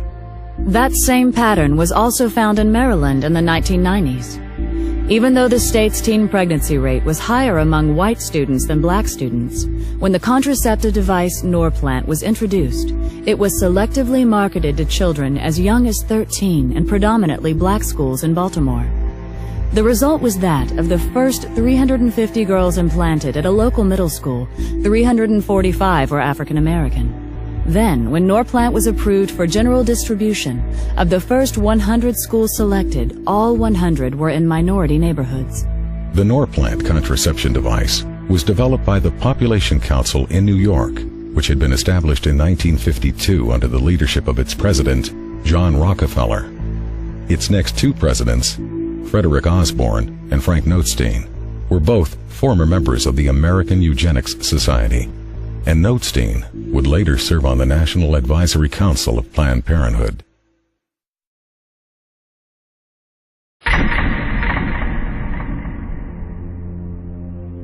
If you're going to curb population, it's extremely important not to have it done by the damn Yankees, but by the UN. Because the thing is, then it's not considered genocide. If the United States goes to the black man or the yellow man and says, slow down your reproductive rate, we're immediately suspected of having ulterior motives to keep the white man dominant in the world. If you can send in a colorful UN force, you've got much better leverage. Alan Guttmacher, president of Planned Parenthood and former vice president of the American Eugenics Society, 1970. 4 years after Guttmacher made that statement, America's National Security Council issued a report that was intended to define the United States government's official policy on controlling world population. It was called the National Security Study Memorandum 200, or NSSM 200, and it was formulated in cooperation with the United States Agency for International Development, the U.S. State Department, the Department of Defense, and the Central Intelligence Agency.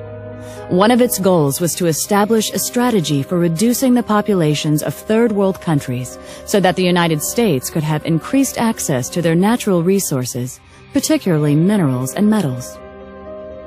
Among the conclusions of NSSM 200 was that no country has reduced its population growth without resorting to abortion. The authors of the report then identified 3 non-governmental agencies that would be funded to carry out the government's population control agenda in the targeted countries. One of those agencies was Planned Parenthood. One of the tactics specified in NSSM 200 was that we might withhold food aid after a disaster if the countries do not accept the American idea of birth control. And this has happened many times all over the world. One example is the Southern American country of Guyana, which was hit by a hurricane back in 1997. Now, they had turned down abortion and birth control for 12 years straight. But after the hurricane hit Guyana in 1997, the World Bank said, we will not give you any aid unless you legalize abortion and birth control. And that's exactly what they did. I've seen this several times in Africa, where droughts have hit, and the United Nations and USAID will not assist unless they accept birth control. I've been all through Africa myself, and I've seen medical clinics that are full of birth control devices, but no safe motherhood delivery kits. There's no anesthesia, there's not even any bandages there. There's crates and crates of birth control pills and condoms. Now, while our commitment to birth control is going up every year, our commitment to authentic economic development is dropping. So we see less clean drinking water funding, less school funding, see less medical clinic funding. Another example is Haiti. Haiti has been hit by hurricanes several times, and the United States and other countries are saturated with birth control. In Haiti now, any woman, 90% of women at least, can now get access to any kind of birth control they want to, government funded, but less than 20% of the Haitians have access to clean drinking water. Now try to imagine there being a natural catastrophe in a country like Canada or Australia or France or England. And we go in there and we say to them, we're not going to offer you any kind of aid unless you accept our philosophy on birth control and population control. That will be outrageous. But that's our standard operating procedure when we go to a black country after a catastrophe of some kind. You cannot believe that we are going to treat people in a foreign country like this and not treat our own population of African Americans the same way. Consider what happened after Hurricane Katrina.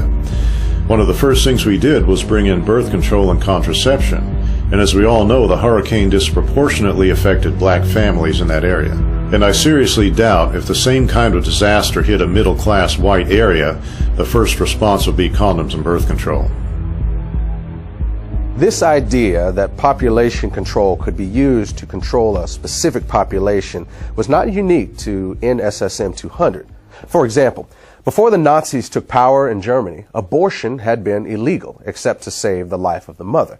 But under Hitler, the Hamburg Eugenics Court ruled that it would still be illegal for Aryan women, but legal for women of what they called inferior racial stock. According to the court, encouraging eugenic abortions would promote racial hygiene and protect the health of the German people. This new policy eventually led to certain women being threatened with execution if they refused to abort what the Nazis called racially worthless babies. At about the same time this was going on in Germany, the government of Bermuda was blanketing the island with population control facilities and openly stating that their intent was to limit the numbers of blacks.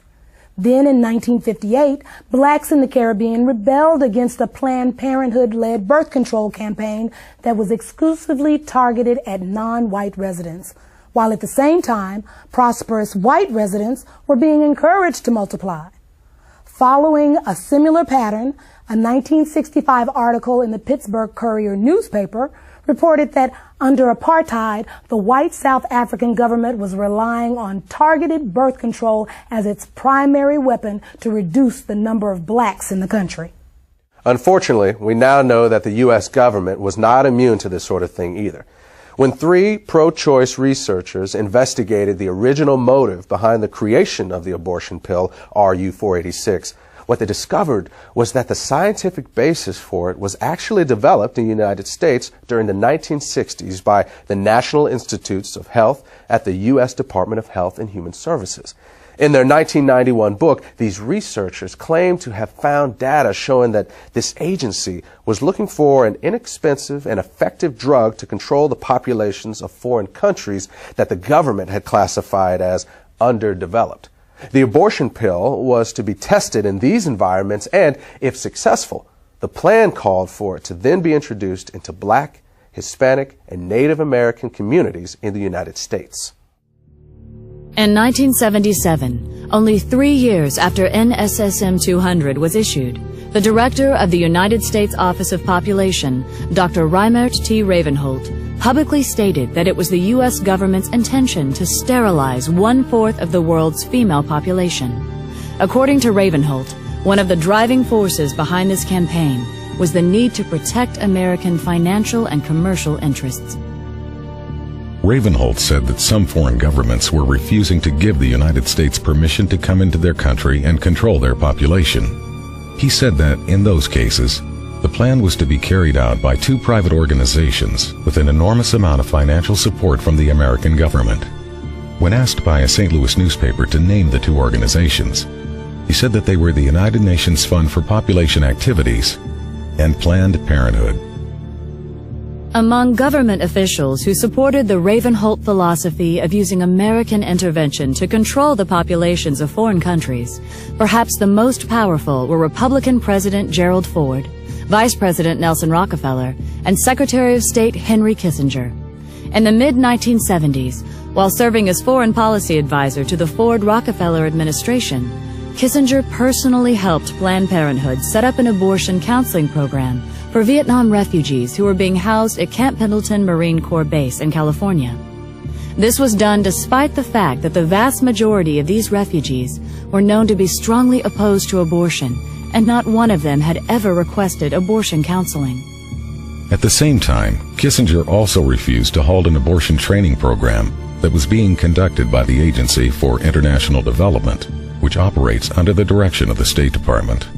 Kissinger allowed this project to continue despite numerous complaints that it was in clear violation of U.S. law that specifically prohibited American foreign aid funds from being used for this purpose.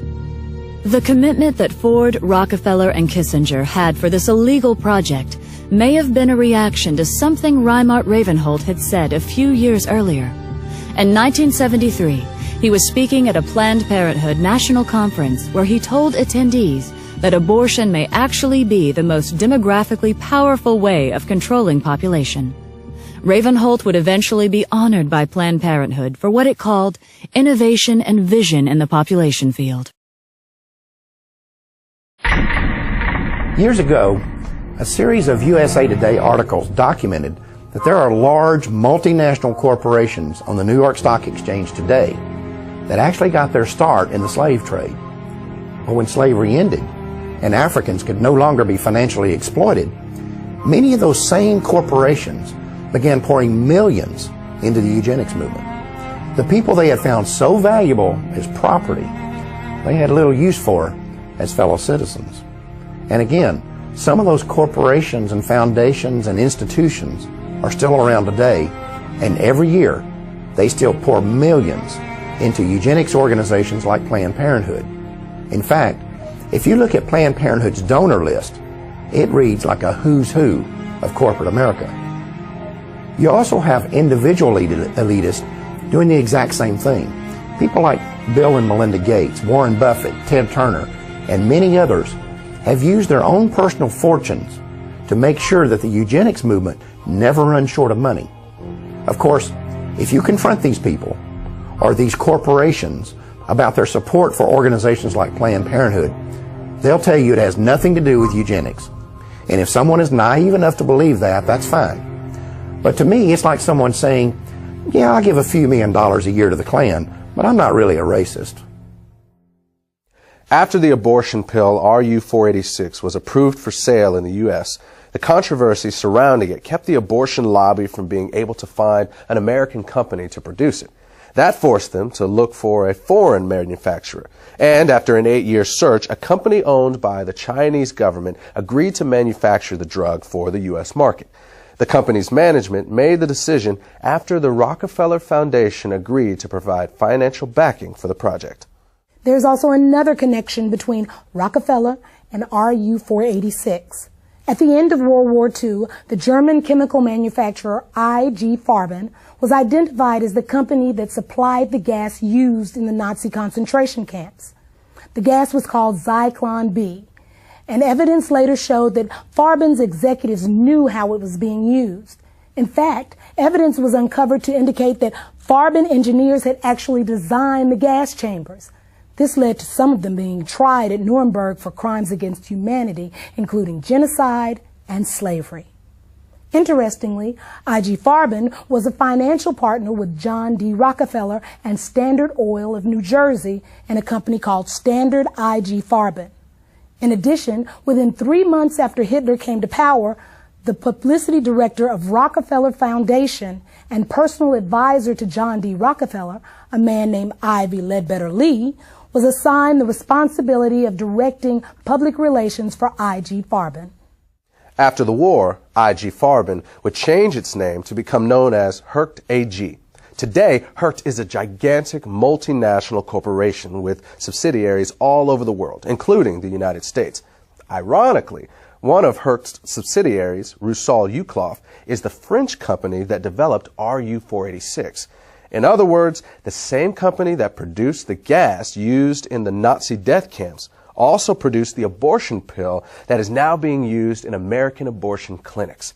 And in both cases, there was a known connection to the Rockefeller Foundation. On the week he was inaugurated, Bill Clinton received this letter from attorney Ron Weddington. Weddington is the ex-husband of Sarah Weddington, the lawyer who successfully argued for the legalization of abortion in the Roe v. Wade case. 26 million food stamp recipients is more than the economy can stand. You can start immediately to eliminate the barely educated, unhealthy, and poor segment of our country. No, I'm not advocating some sort of mass extinction of these unfortunate people.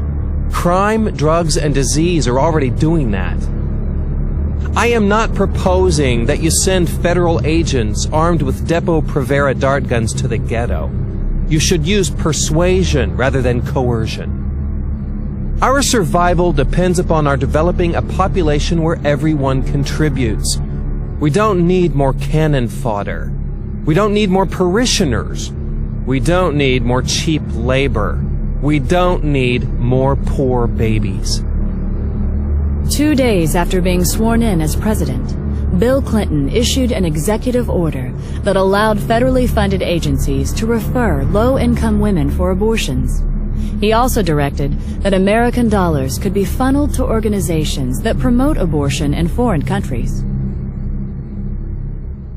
The Aid to Families with Dependent Children program is the worst boondoggle ever created.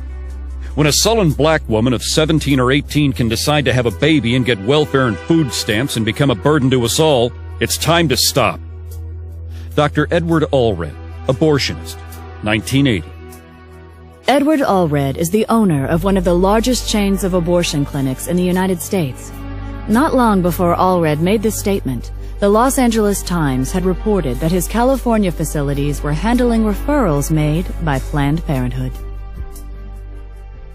Even as late as the 1960s, the wealthy elite who made up the eugenics movement never tried to hide the fact that their agenda was driven by financial considerations as much as it was driven by the desire to create racial purity. A good example of this was seen in 1967 when eugenicist and Nobel Prize winner Dr. William Shockley caused a national uproar when he stated that it was a waste of taxpayer money to create better schools and welfare programs for what he called ghetto Negroes.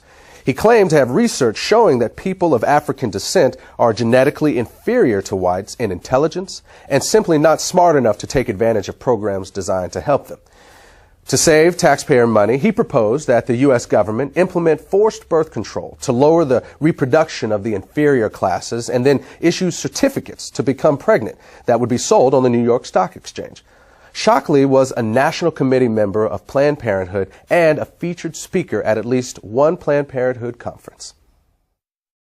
When Florida abortion clinic owner Joyce Tarnow appeared on a local talk show, she gave the following reply when asked what America should do to help impoverished nations that are facing starvation or other natural disasters. Time is running out for us. In 1968, Dr. Paul Ehrlich wrote The Population Bomb.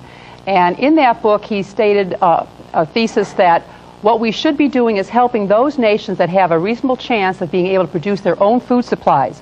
Those that cannot do that for whatever reason, those people have to just sink or swim on their own. And what we do is try to help those societies become self-sustaining that have a chance to learn how to fish in order to feed themselves. Wait a minute. Are you I just want to make sure this is clear. Are you advocating, or was he advocating, basically writing off people that have no hope of ever because of the climate or for whatever problems of feeding themselves? Sort of like survival of the fittest? Or? Right. And the thing is... You agree with that? Yes, I do.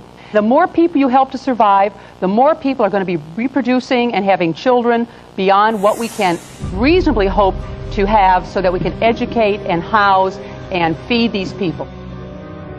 When Joyce Tarnow retired in 2004, she told a local newspaper that she had tried to get as many people sterilized as are in my way.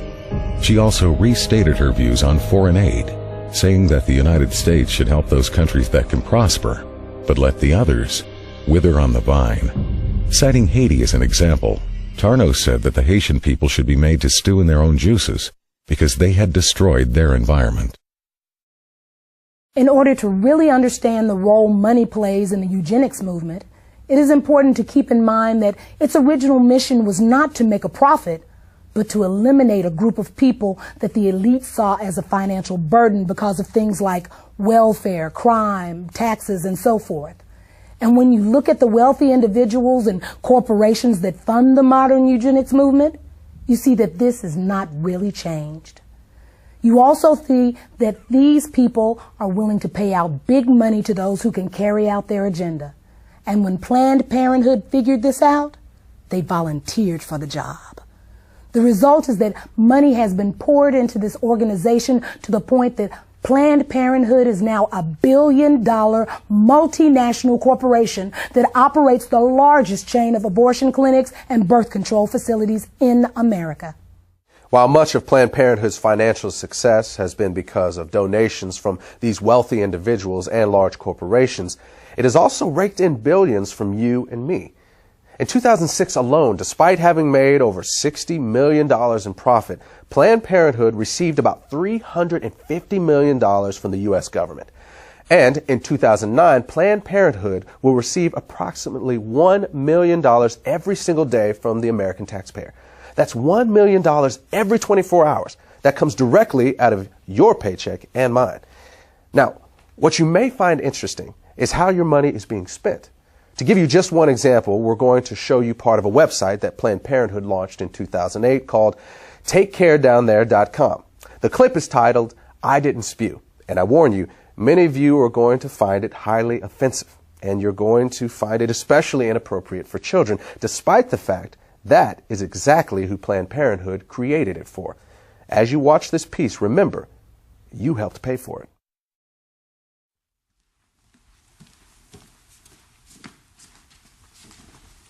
Whoa, Guy, where's the prophylactic? What do you mean? Look, oral sex is still sex, okay? If it's unprotected, you gotta reject it. What? What? But I didn't even spew. Guys, doesn't matter. Look, if you're having sex or you're getting some blowjays or whatever, you need to use a condom. Because you could catch a sexually transmitted infection, even if you don't spew.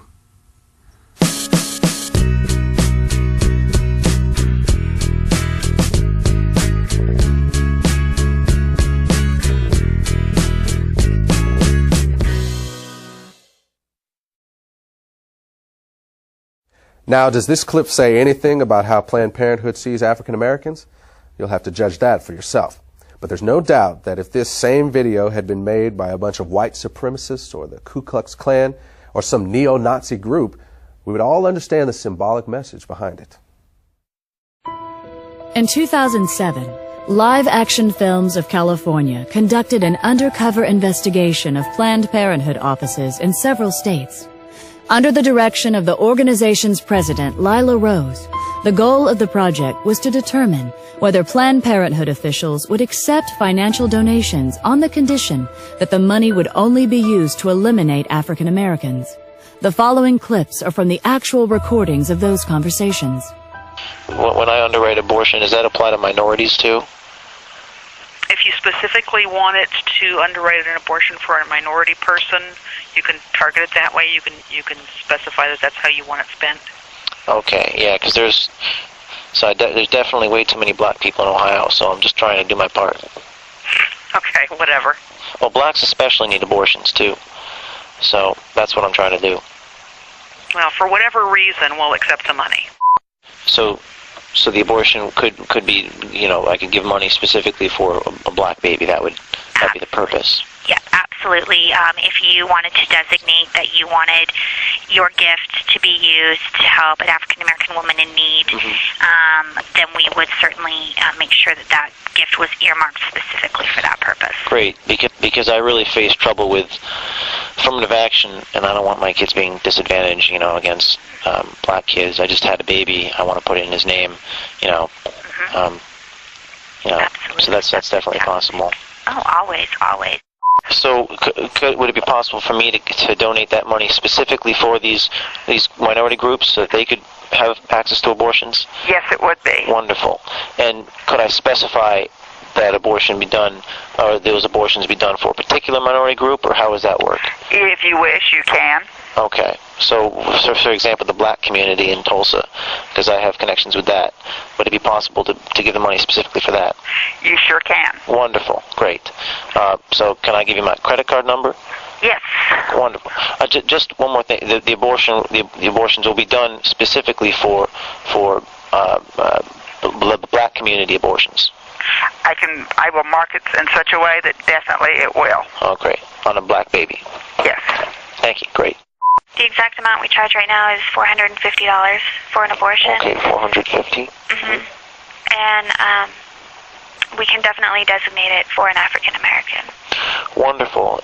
Yeah. Okay, and if I want to make to fund, because you know this is a if I wanted to help fund multiple abortions, could you also specify that this could be done for a specific group? Well, I'm really excited, you know, because I really face trouble with affirmative action. I don't want my kids to be disadvantaged, you know, against blacks in college, and the less blacks out there, the better. So. Yeah, it's a strange time for sure. Yeah. So, okay. Well, thank you very much, Jeremy. And if you have any questions, please feel free to give me a call. My extension is 304.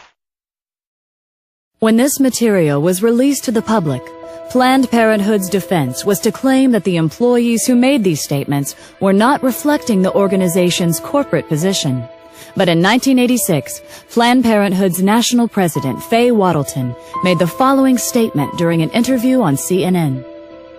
As a matter of fact, Mr. Dorn, and if I may finish, we have received contributions from people who want to support us because they want all welfare mothers and all black women to stop having children.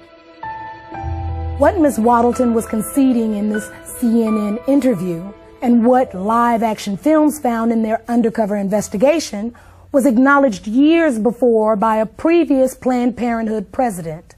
During a speech in Philadelphia in January 1966, Planned Parenthood President Alan Guttmacher stated that some of his colleagues appeared to have racial motives for their involvement with the organization.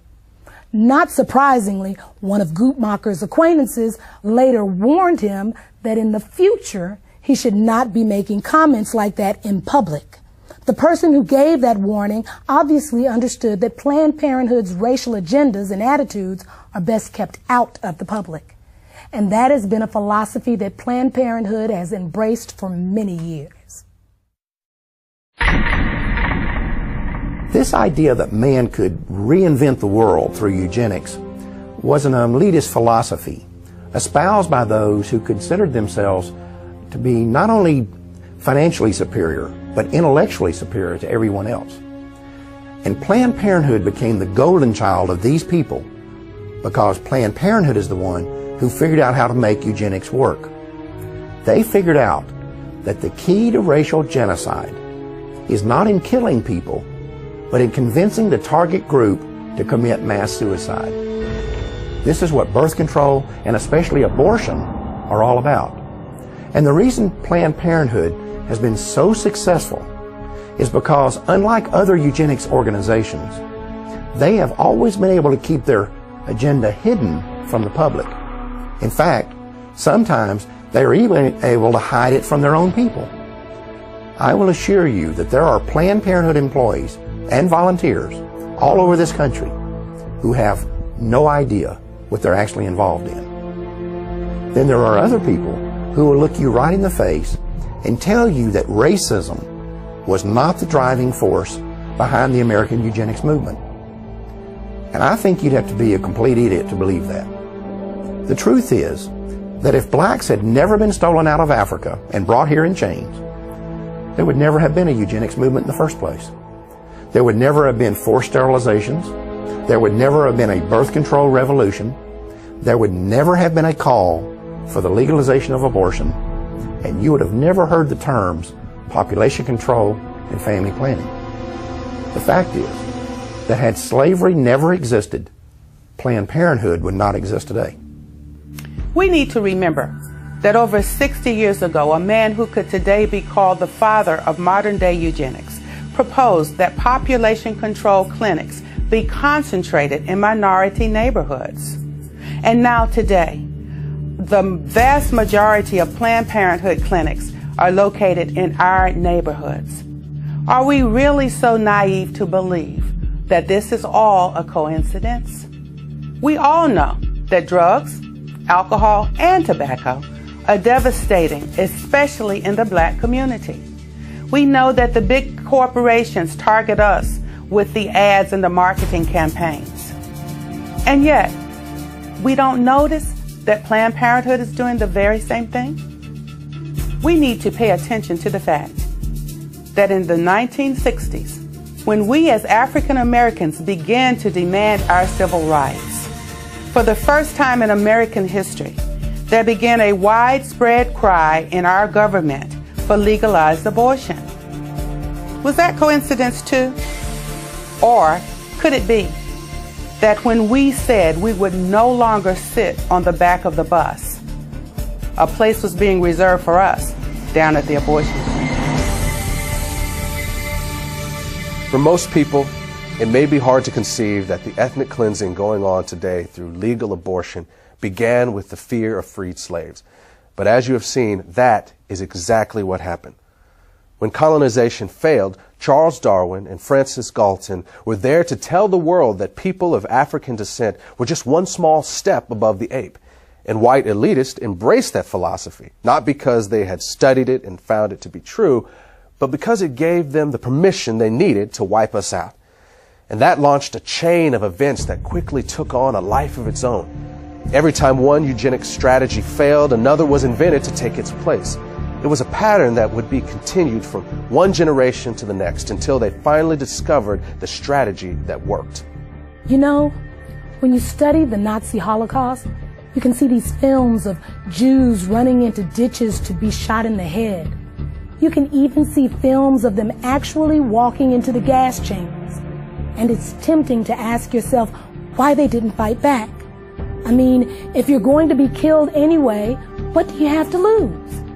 Perhaps the answer is that they simply could not believe it was really happening.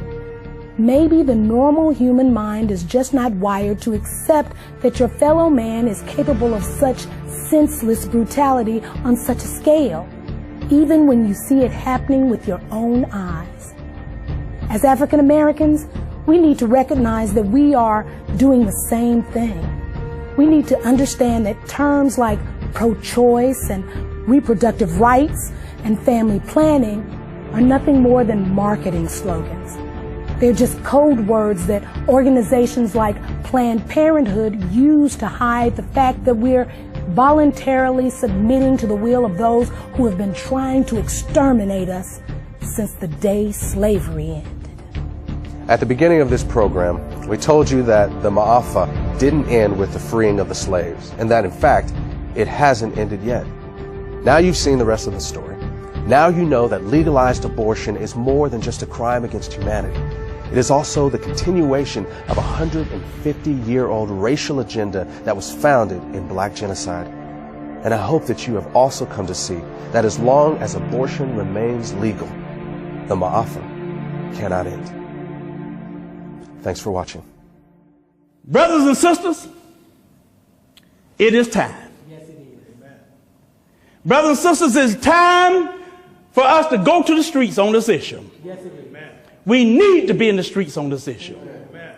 If we look the other way, while our smallest brothers and sisters are being lynched in the room, we lose the right to be outraged that we were once lynched by the Klan. When white supremacist Tom Messer tells his followers to invest their money in ghetto abortion clinics, he's not talking about reproductive rights. He's talking about reproductive racism. Yes, he is. When two guys write a book talking about Steve Levette, John Donahue, when two guys, Steve Levette and John Donahue, write a book in which they claim that the high rate of abortion keeps the rate of crime down, be assured they know that a vast majority of American abortion clinics are in black neighborhoods. Oh, yes, they do. Oh, yes, they do. Come on. They know they're in the minority neighborhoods. What we need to understand is when we let Planned Parenthood into our schools, when Planned Parenthood put their death camps, when we let them put their death camps in black communities, in our communities, That's right. and when we sit back and let an elected government official take money out of our paycheck to pay Planned Parenthood, we've been played like fools. Oh, yes, we have. Jesus. The fact is, if we tolerate something as evil as abortion, we cannot be surprised if it turns around and is used against us. We can't be surprised if it's turned around and used against us. We can't be angry if it's turned around and used against us. Notice for sure, as long as abortion is legal, in America, we'll never be able to stop it being used to commit black genocide. That's right. Amen. We'll never be able to use it as a weapon for what I call the Ma'afa. Well, the fact is, if we tolerate something as evil as abortion, we cannot be surprised and angry when it's turned against us. Said that one, didn't I? You know it's easy, it was easy to spot the enemy when he was a redneck, toothless redneck. Probably spent about 3 years trying to get past the 4th grade. But today, our enemy don't wear white hoods. No, they don't. Come on, man. Today, our enemies wear a white lab coat. Yes, with a stethoscope around his neck. Yes. And what gets really aggravating sometimes, like a pimp, sometimes he's black. Come on. And this is not about political parties either, because there's a reason I'm an independent. Both the Republican Party and Democratic Party have been in bed with Jezebel and the eugenics business for more years than you and I have been alive. Come on, that's right. I will also tell you this. Every time we vote for politicians who tell us they are pro-choice, it's like we're spitting on the graves of our ancestors. Our ancestors did not break the chains of slavery. No, they did. They didn't escape the plantations and the cotton field just so we could actually then take power and give it to political people who are there to wipe us out. Jesus. That's right. Amen.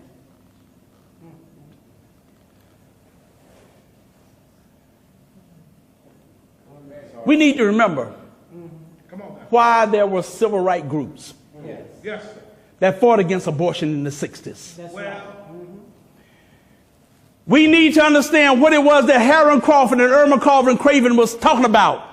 Long before abortion became legal in this nation, when they stood up and they noted there's a real connection between poverty, abortion, and genocide. Oh, yes.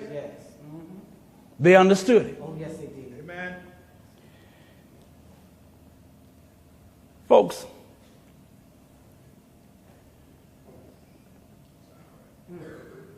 you know, it's time we looked at what's been done to our children. Come on now, Pastor. I had the privilege of meeting Mamie Till in Chicago years ago. Yes.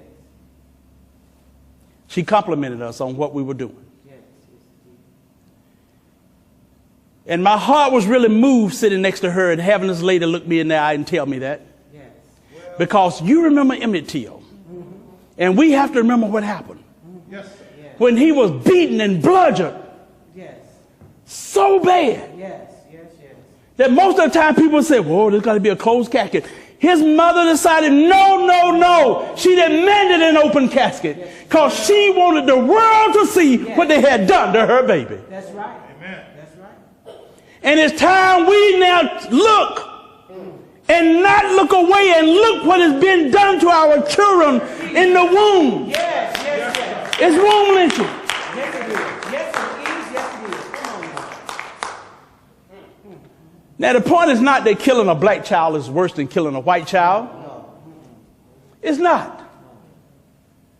Regardless of the victim's skin color, eye color, or hair color, Come on now. legalized abortion is a crime against all humanity. Amen. That's Every right. one of us. But it's also, it's like a loaded gun aimed right between our eyes. Jesus. And every time we walk into a voting booth Come on. and we help elected politician who says he pro-choice, by pulling that lever, every time we pull that lever for a pro-choice, we pull the trigger on that loaded gun. Come on, man. You say so. And a child dies. Oh, Lord. Amen. Yes. It's all right. Come on now. That's true regardless of what party they're in. That's right. Amen. It's true regardless of what office they're running for. That's right. Amen. You and I know there's a lot of pro-choice politicians. They will concede. They'll say, oh, well, yes, we know that abortion is the taking of a human life. They'll admit that. And then they turn around right around and say, but it should be legal. Yes. And I have to wonder, Why? No, in fact, I don't have to remember why. I just want to know how many. Come on, how many? Of these politicians who know that abortion is mass murder tolerate it because they think the right people are being murdered.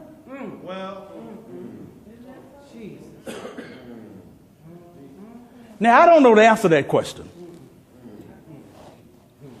But I do know this. I know that if the Klan, with or without their hoods, were to open up a whole chain of abortion clinics,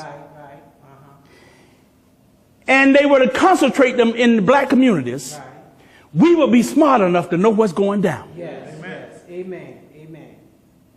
But I'm telling y'all, some brothers and sisters, we should be smart enough to know what's going down now when Planned Parenthood and these other abortion businesses do the same thing. Do this exact same thing. That's right. The time has come for us to wake up. Yes. The time has come for us to realize that we, our people, are no longer being illegally lynched one or two at a time at the end of a dirt road. It's time for us to realize that our people are being womb lynched. Yes. It is time to realize they are being legally ripped to shreds by millions in air-conditioned rooms with sweet, soft elevator music playing in the background. It is time for us to realize that we are in a war. We're in a war that if we don't become involved and we try to look the other way, it's going to wipe us out. It's called black genocide. It's time that we realize we have found the weapon of mass destruction, and the weapon of mass destruction is the suction machine in Planned Parenthood. That's right. Amen. That's right. Amen. Knowing what we know now, we can no longer look the other way. To end this mouth in the 21st century, we as a people will have to do something. To do nothing is not an option.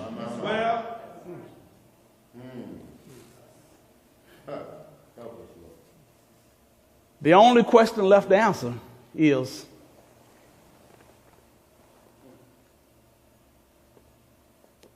what are we going to do about it?